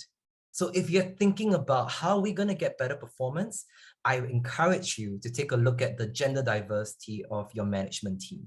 What we tend to see is, yes, there is gender diversity all up, but most of the times they are mostly represented in the entry to mid-level. But when we get to the top, we often see a much smaller diversity of gender. And look at the case for ethnic diversity. Organizations with the top quartile of ethnic diversity show 36% higher likelihood of financial outperformance than organizations in the bottom quartile of ethnic diversity. What clearly tells me, what we can clearly see from this and multiple other research studies by other consultancy firms, is that diversity is correlated to financial outperformance, to innovation, and to other benefits as well. Particularly as a startup, you're looking to grow, you're looking to get funding, you're looking to pursue new innovations. Diversity can actually be the advantage for you. So definitely it's the smart thing to do. Secondly, do we really have an issue here? The reality is, especially if you are a founder at the top, studies have shown that most leadership at the top are very not aware of the issues that are occurring around diversity, equity, and inclusion that people in the entry level to mid-level are experiencing. And clearly, global reports show that not everybody is able to contribute to their fullest potential because they do not feel a sense of inclusion in the workplace. So this is actually another study that's been done in 2020 with over 1,900 participants from all around the world. And what it showed was that people of all backgrounds still encounter barriers to feeling included. So for example, what you see here on the left are all the different demographic groups within a workplace, and they were asked, how included do you feel? And the reports clearly tell us that the average is only 55% of people who feel a sense of inclusion in the workplace. We see that senior leaders, or like men, or people from non-minority respondents feel a higher sense of inclusion, whereas we see people in the more junior positions, women, or people from ethnic or racial minorities experiencing lower levels of inclusion. And as we've seen, if people are not feeling included, feeling that they're respected, valued, heard, or wanting to take risks, then how can we make sure that we're tapping on the fullest potential of every single person that we bring on to a startup? So clearly, we need to do the work of recognizing that what are the different groups saying about their level of inclusion in the organization. We've pretty much got to ask, and we simply cannot assume that everybody feels like they belong. And thirdly, it's going to take so much effort. It's going to change policies. It's going to be all of these big things that we're going to do. And I don't think we have that kind of resources. The one thing I can assure you, and I'll show you in the examples later down the line, is that you'll see that advancing diversity, equity, and inclusion is not about reinventing the wheel. It's about taking incremental steps based on your current processes and making sure that they are all evidence-based, that they've all been shown to work and all been shown to drive change. And I'll show you 4 specific actions that you can take in your workplace, regardless of your size. And we'll look at it from 2 lenses. Firstly, we've got talent attraction, right? I'm going to walk you through 2 diversity, equity, and inclusion activities that have been shown to improve talent attraction. What I mean here is, how do you bring talent into your organization? How do you make sure they want to apply? And how do you make sure that we recruit and bring in amazing, diverse talent? So the 2 activities I'm going to show you is, firstly, looking at your job descriptions. How inclusive are they? And are they attracting a broad pool of talent? Secondly, we're going to look at targeted referrals. How can we make sure that the people that we're bringing in are really going to help us to hire the best talent, and making sure that we're sourcing from a broad pool? And I'll go through each one sequentially. So let's start first with job descriptions. So I encourage you to join me in this activity. You just need to picture it in your mind. I'm going to read out 4 traits, 4 characteristics. And I want you to picture the immediate gender, male or female, that comes to your mind when I read each of these characteristics out. Driven, strong, understanding, dependable. If you are like me, and perhaps like most of us, when we see characteristics such as driven and strong, I know myself, the immediate picture I have in my mind is one of a male. When I see characteristics like understanding and dependable, the immediate gender that comes to my mind is one of a woman. And this is what has clearly shown in a study that has been done that analyzed millions of job advertisements, right, and their hiring outcomes. And they showed that certain words and phrases resonated with and attract certain genders, exactly like the activity we saw earlier. So what you see here on the left are words that actually are attracting and resonate with men or people who identify as men. And these are terms that we call masculine coded words: ambitious, competitive, drive, strong. These are words that we tend to associate to men or people who describe themselves as masculine. And then on the right, we see a set of words that are feminine coded words that attract and resonate with women: committed, interpersonal, understanding, trustworthy, and loyal. So these are the two types of coded words that you might find that when you're writing your job description, you might include some of them. But let me show you some of the results and the impact when we use these words accordingly. So a study that Expedia has done, so this is actually, Expedia is a global travel agency, right? They actually looked at the proportion of their job descriptions, and they looked at scenarios where a man was hired and also where a woman was hired. And they looked at their job description to see the components or the proportion of masculine coded words and feminine coded words. So take a look here. In jobs where a man was hired, there was so much more, right? The ratio of masculine to feminine phrases was 3:5. So that means more masculine words like strong, driven, were used in the job description, predicted that a man was going to be hired into those roles. And they found the exact opposite when they saw jobs where a woman was hired. When there are a lot more feminine coded words and phrases in a job description compared to masculine coded words or phrases, it improved the likelihood where a woman was hired. So what does this tell us here? What we tend to do, especially when we're looking to join a startup, we look at all sorts of different information to decide if this is going to be a place that I can bring my full self to work.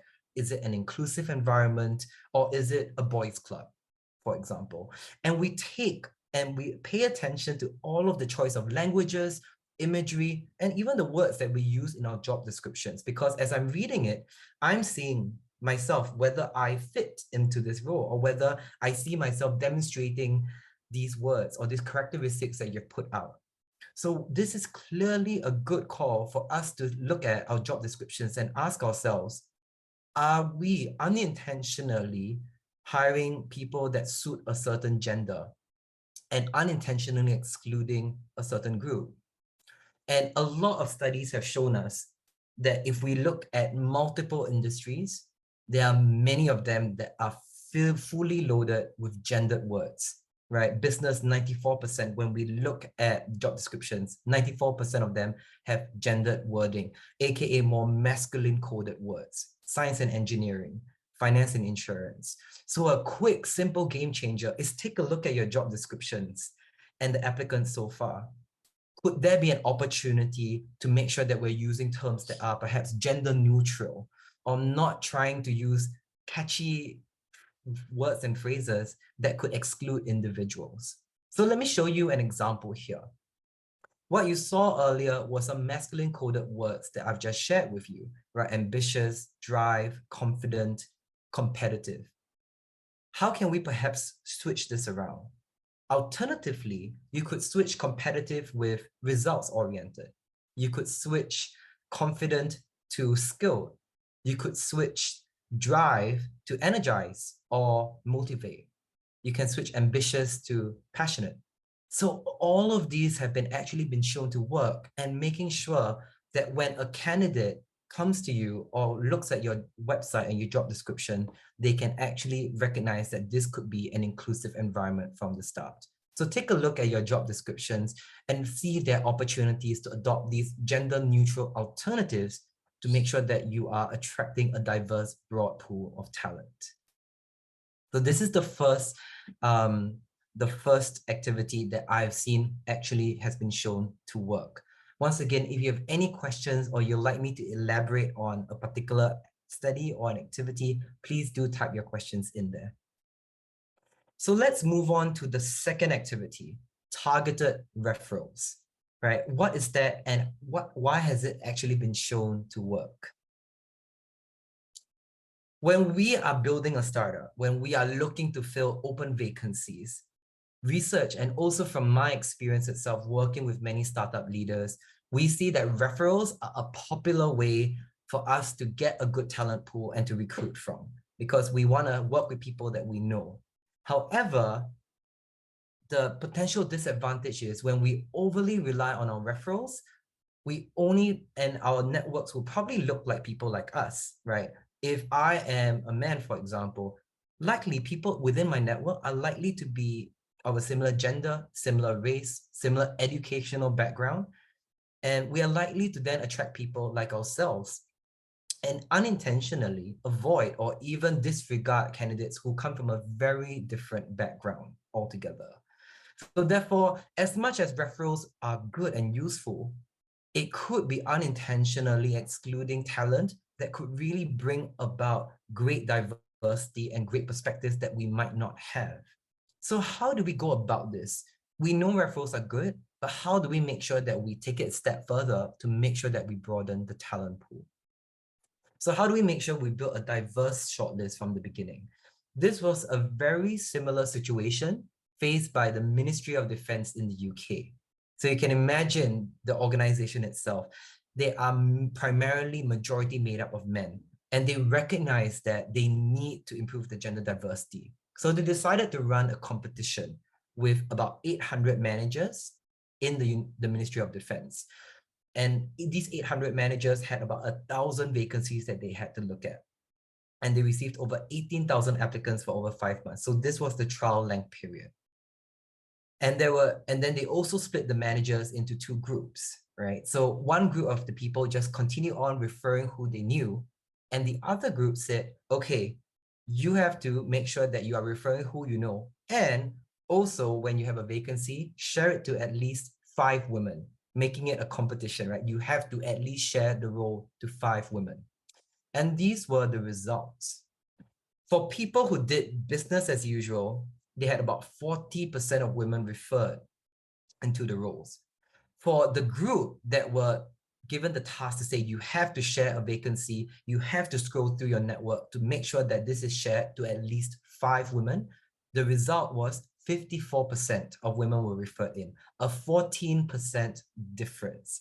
So once again, a very simple action you can take here. Every time there's a vacancy, how do you make sure that you're setting yourself a target to at least 5, maybe 10 people who are from diverse backgrounds? And this can be a great start to making sure that when you are interviewing, you have candidates from all different backgrounds to really improve the gender diversity of your teams. So these are 2 very simple activities that I've just walked you through. Firstly, have targeted referrals, and also make sure that your job descriptions are baked in with inclusive gender neutral terms. This is the first section, and I just wanted to pause and check if anyone has any questions or clarifications on this first section before I go on to the second section. I'm just paying attention to the Q&A. And once again, you can always type in a question there and I'll take a look at it as we go. I'll just give everyone just a minute for you to reflect. If not, I'll move on to the next section.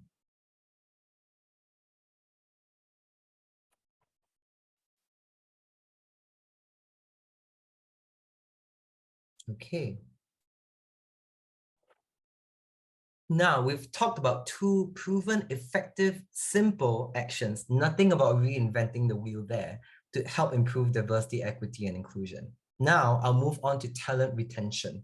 We've got this diverse talent pool in our workplaces. How do we make sure we keep them? How do we make sure that they're growing and they want to stay, right? And that they want to excel in the startup. These are two effective and promising activities that have been shown to work. Firstly, offering mentorship and sponsorship. Secondly, improving the transparency in your existing processes and policies. I'll go through each one of them sequentially as well. So let's start first with mentorship and sponsorship. But before I go to that, I'll have a question that went before. Would targeted referrals be considered a form of reverse discrimination? I like that. So my response to this is reverse discrimination would be in a scenario that you have an equally competent, you have two candidates that you needed to decide, a man and a woman. And you have purposely chosen, for example, a woman who might be lesser qualified, but you've hired her because you want to meet a diversity target or you want to make your team more diverse. That I would say is reverse discrimination. And another way of that is tokenism, right? It's about giving people a role because they are just here to tick a box to make you look diverse. It's pretty performative. We're not going to set you up for success, nor the person that you hired. When I look at targeted referrals, it is just recognizing that we operate from bias. We tend to like people who look like us. So therefore, I need to be able to ask myself when I am, trying to promote a role or a vacancy, what would be my tendencies, right? Am I only likely going to send it to people who I like? And then unintentionally missing out people who could really be great to the role, but I've not considered before. So in this way, I am just making sure that I'm thinking much more broadly and to make sure that I'm casting a broader net, which in this way is not reverse discrimination, because ultimately the way you decide how you hire is going to be in a structured interview. You're going to have competencies to assess all candidates. What having a diverse shortlist allows you to do is to make sure that you have a broad pool to choose from. And then the way you assess the talent will be fair and objective to make sure that the best person is chosen for the role. And in that scenario, that if a man is chosen because of that, then it should be the way. But what you are trying to ensure here is that you've at least ensured that the pool of talent you can consider to put through the assessment process is broad. So in this sense, it's not a form of reverse discrimination. Instead, you are really making sure that your diversity of thought is much more broader than just having people who think and look like you. This is a very good question, by the way. So a question that we often get from our startups, we are too small to have a structure, but we look at merit. How do we look at merit? What does merit mean? Is this a D&I practice? This is a very good question. So there are multiple studies that when you mean merit, I'm sorry that we can't perhaps go off mute to understand your question. A lot of organizations of different sizes all mention that, we hire based on merit. And when we look at merit, we tend to associate merit to where you've worked, your years of experience, and all of these perhaps factors that we can tell from a resume. But over 80 years of studies have shown that looking at the years of experience and their education has actually been shown to be a very poor reliability factor of whether someone's going to be successful in a role. What has been shown to be the highest predictive way to assess talent if they'll be great for a role is giving them a work sample test. And what that is think about the role that you're hiring for. Think about a scenario that they're going to be in, and then ask them, put them in a scenario, and then ask how they'll react. And then ask them to come up with a presentation and approach of how they would approach this scenario, and then judge them based on their answers. That actually has been shown to be the most effective way to make sure that we're hiring not just on merit, but we're hiring for people who can actually show that they can do the job. They're not saying so, because this in a way helps to make sure that we're not choosing people just because you've had experience. We're choosing people because you know how to approach the current problem that we have. And oftentimes people lean out from the application process because, oh, I don't have 10 years of experience. I don't have 5 years of, I don't have experience in this and that. But actually, is that really needed, right? So that's something I'll always encourage to think about, choosing valid techniques, like giving them a work sample scenario to solve and letting them tell you and show you rather than what they've done before in the past. That can actually be a great way to make sure that we're hiring on people who are going to be the best talent and can deliver on the job descriptions. I'm sure many of you might have hired based on past experience. We've brought them on board and they were not successful. I've been a victim of that, and I'm sure that you might have experienced that too. Great questions coming in there. So I'll move on to the second section on talent retention. So let's talk about mentorship and sponsorship first. So according to a global report, right, women in the workplace have shared that they are 24% less likely than men to get advice from their senior leaders. So what clearly has an implication of this results showing that women would not get then an equal insight to progress and advance. Because if they're not getting input, networks, advice, direction, then how would we expect them to be able to know what it takes to go to the next level? And therefore, we recognize that getting mentorship, getting the support, getting that sponsorship is equally as important. And one of the big reasons why we tend to see this occurring is because similarly, people who are senior are usually men, and they are much more likely to mentor other men. It's affinity, right? We feel much more comfortable mentoring, sponsoring someone who looks like us. And of course, in light with the Me Too movement, for example, it has made men who are in senior leadership positions slightly uncomfortable for mentoring women, because once again, it's firstly mentoring across a different dimension of gender, and also just afraid of being perceived as, you know, being perceived as inappropriate. And that's where I've understood, and speaking to most men that I work with, they are uncomfortable networking and mentoring women. And as a result, women do lose out and not able to get the advice they need as compared to their male counterparts to succeed. So how can we address this here? Offering mentorship has actually been shown to advance and retain women in the workplace. So what do we mean by mentorship here, right? It's a relationship between a mentor, someone senior, someone with power, privilege, and insights, and to be able to support a mentee, someone who's up and coming, who really wants to grow.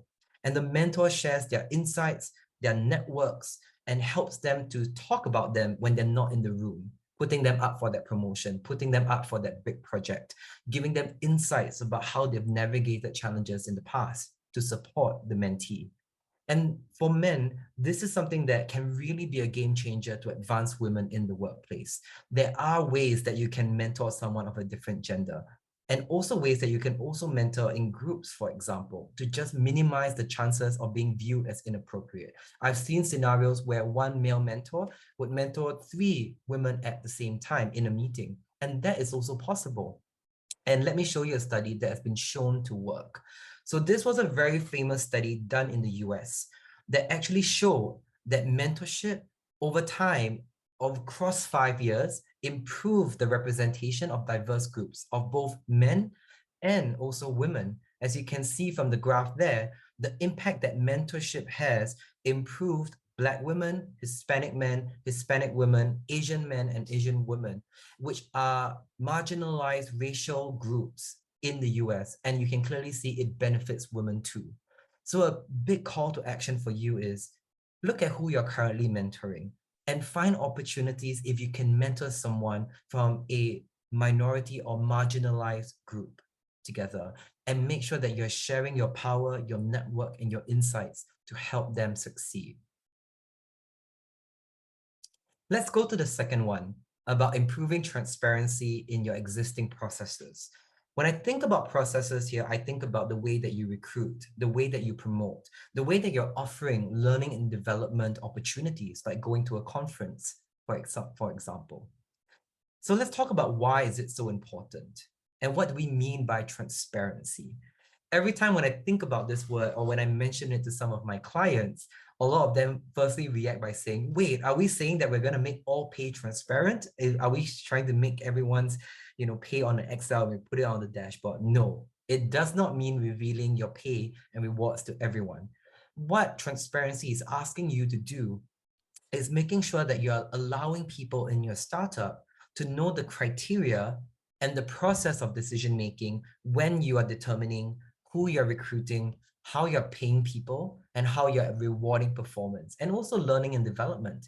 Because what oftentimes I've seen is that it's often very vague, right? Like, not if I were to speak to 5 different people from your workplace, would they all be able to tell me the criteria for how does one get paid and the process for how decisions are being made?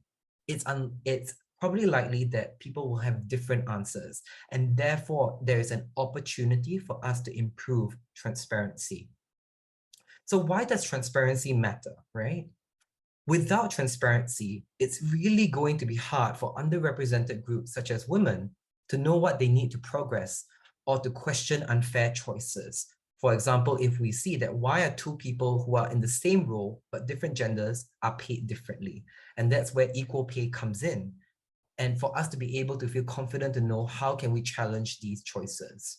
And oftentimes, if it's vague and not transparent, only people who are in the in-group, right? People who have very strong affinities to the leaders will probably know all this insider information. So therefore, without transparency, there is no way that everyone can participate equally.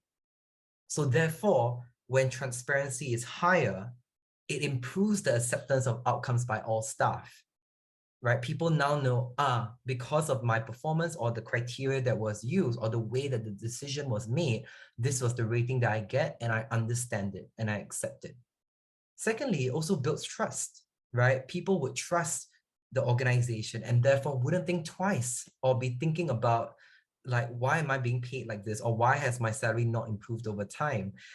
And when they know that's transparent, people are going to be focused on the work instead of thinking about all these other things that could get in the way.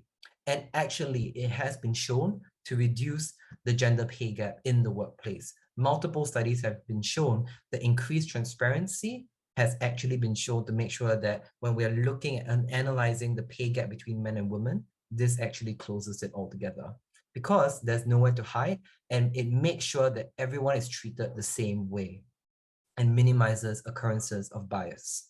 So how can you ensure that your processes in your startups are transparent? These are 4 simple steps to get you there.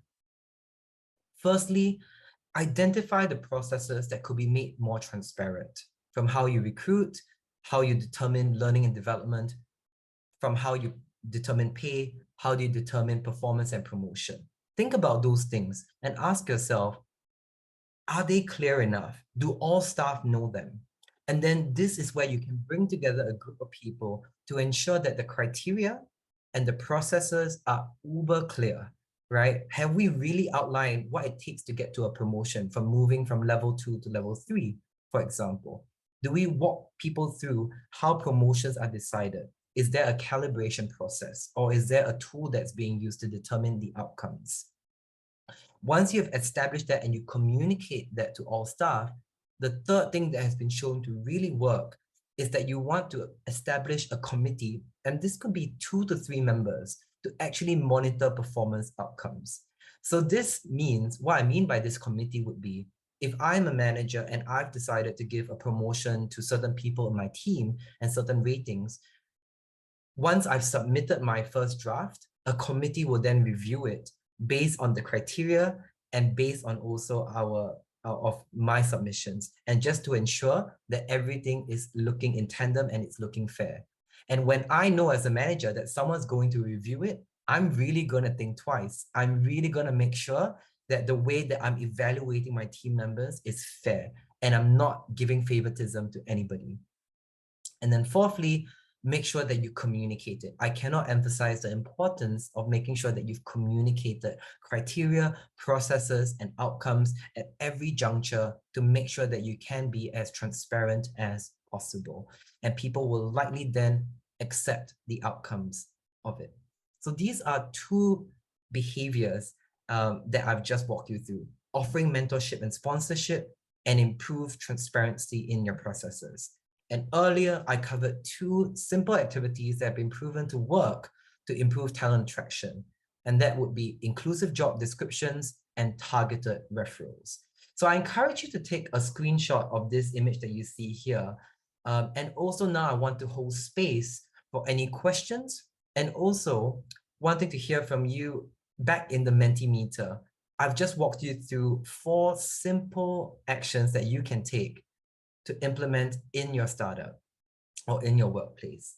I encourage you to go back into the Mentimeter to share with me what are some activities that you like to take to advance DEI or that you've not considered before.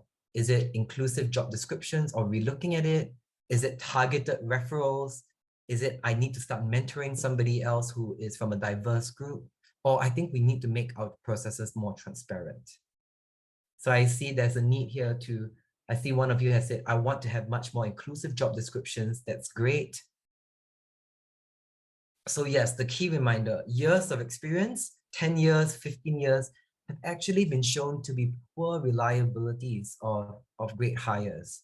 And unfortunately, what we also see from the data is, and you might have heard this before, men tend to apply for roles when they can do 60% of the job, whereas women tend to apply when they find that they can do 100% of the job. And this is, of course, baked into limiting beliefs and biases that women might have. And therefore, to really make sure that we are ensuring that our job descriptions include everybody, I highly recommend to remove years of experience, but just state what kind of specific essential skills are needed instead. All right.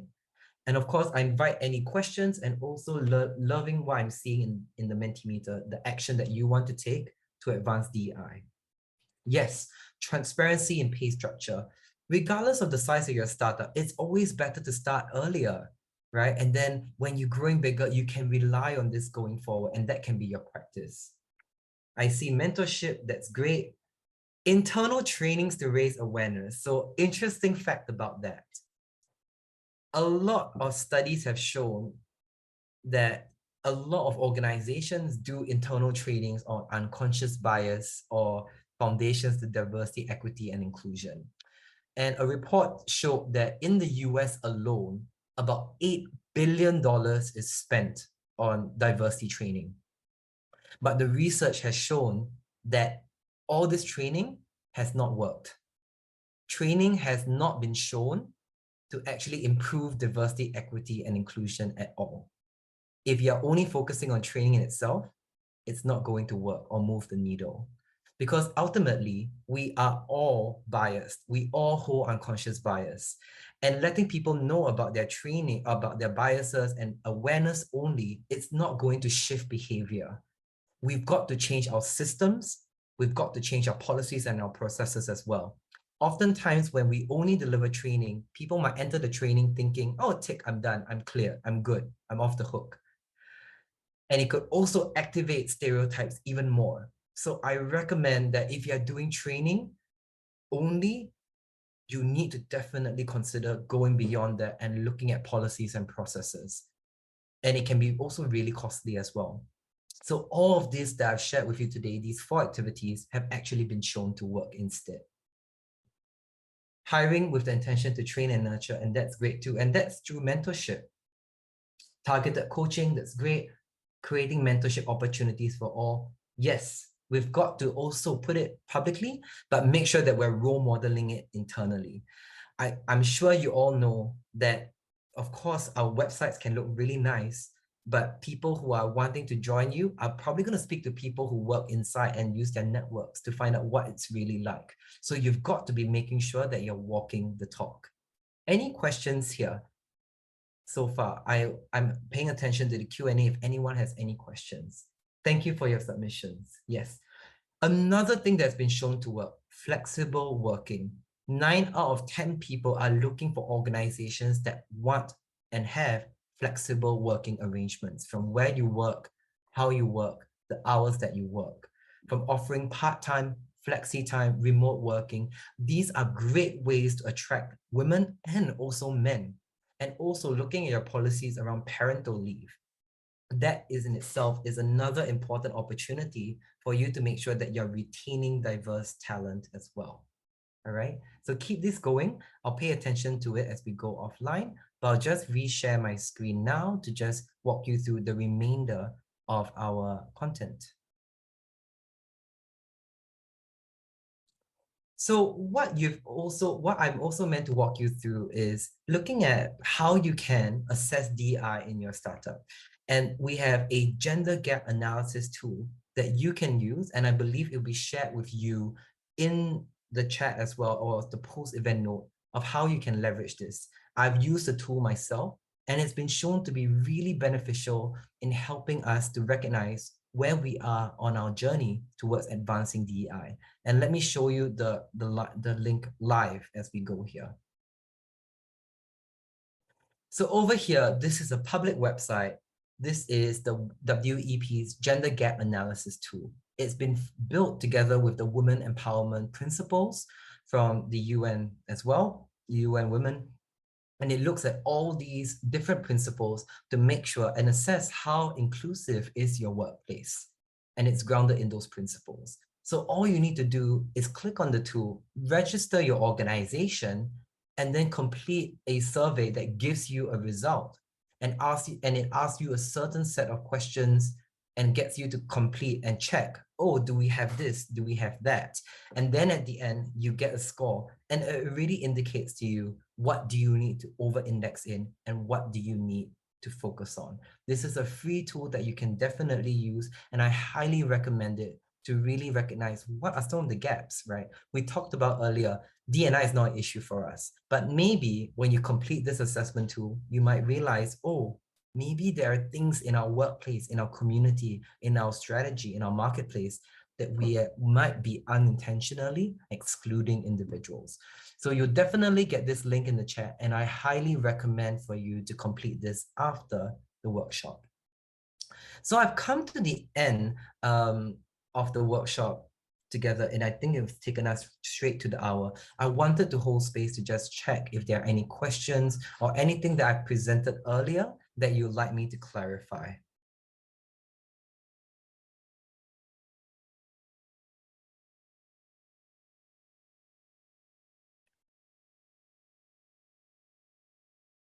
Okay, I'm just paying attention to the chat. Oh, okay, some people are seeing very interesting. The infographics were nice to see. Thank you. Does anyone have any questions that they'd like to raise and ask? Feel free to use the Zoom Q&A function if you have any.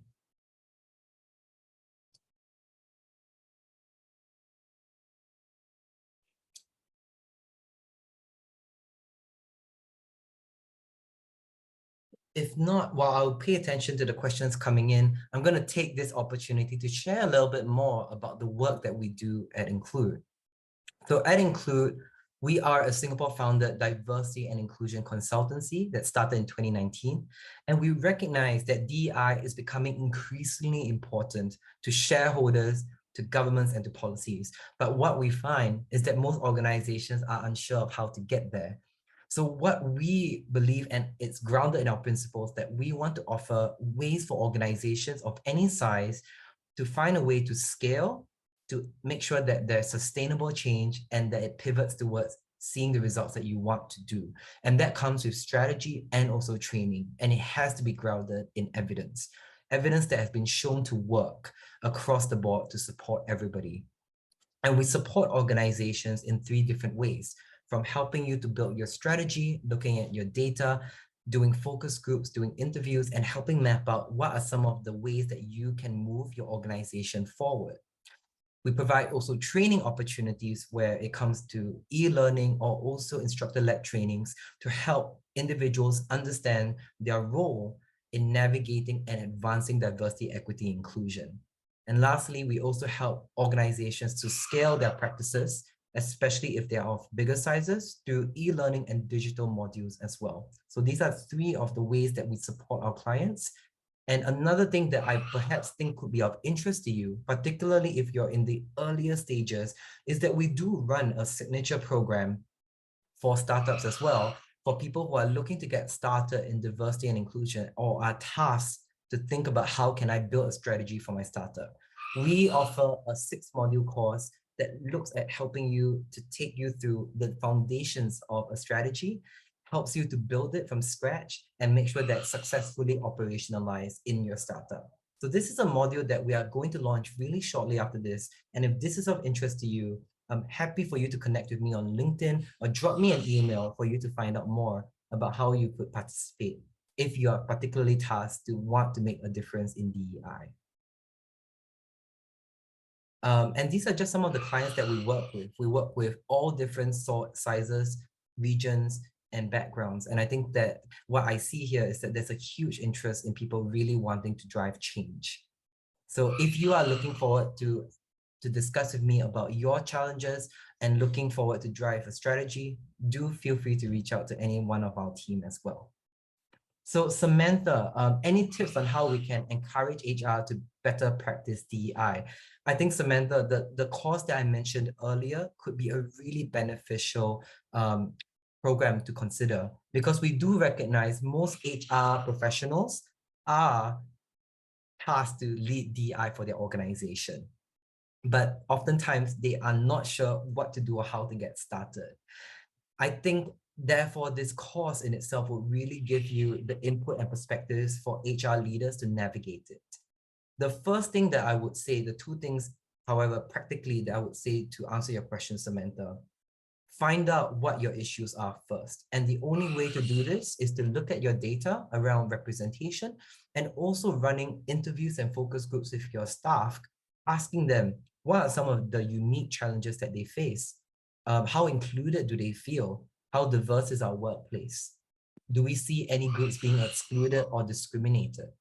Asking them first is really going to help you recognize what are your issues. And secondly, the next thing that I would recommend for HR is to use that information that you've gathered and talk to your leadership team about why is it important. And you can use the business case that I presented earlier with improved innovation and results, and also share that we've got a long way to go.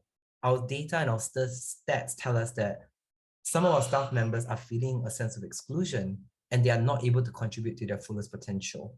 And I need your buy-in, I need your sponsorship, because without leadership buy-in and alignment and sponsorship, DI is not going to work. So those are the two immediate things. Find out what are the key issues and make sure that you get leadership buy-in. Thank you for the question, Samantha. Any other questions or comments into the Q&A stats?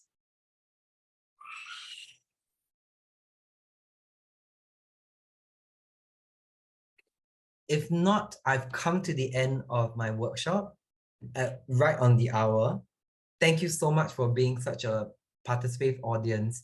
I do hope you find this very useful, perhaps even quite interesting to see what works and what doesn't work as well. And I do hope we can use these tools to make sure that we can create environments where everyone can belong. Thank you so much, everyone.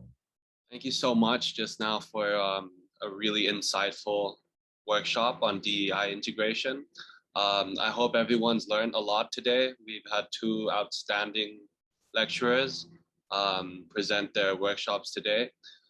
Tomorrow, the workshop continues as well. So tomorrow, our days will be focused on investors. So we have 4 workshops tomorrow, all at 40 minutes. Please join in for some of the workshops tomorrow. We'll have tackling biases and gender lens approaches to investments. We'll have applying gender lens in VC and PE investments, and also having application of women empowerment principles for investment firms as well. And that starts at 2 p.m. Singapore time tomorrow. Thank you again, everyone, for joining, and we'll see you tomorrow.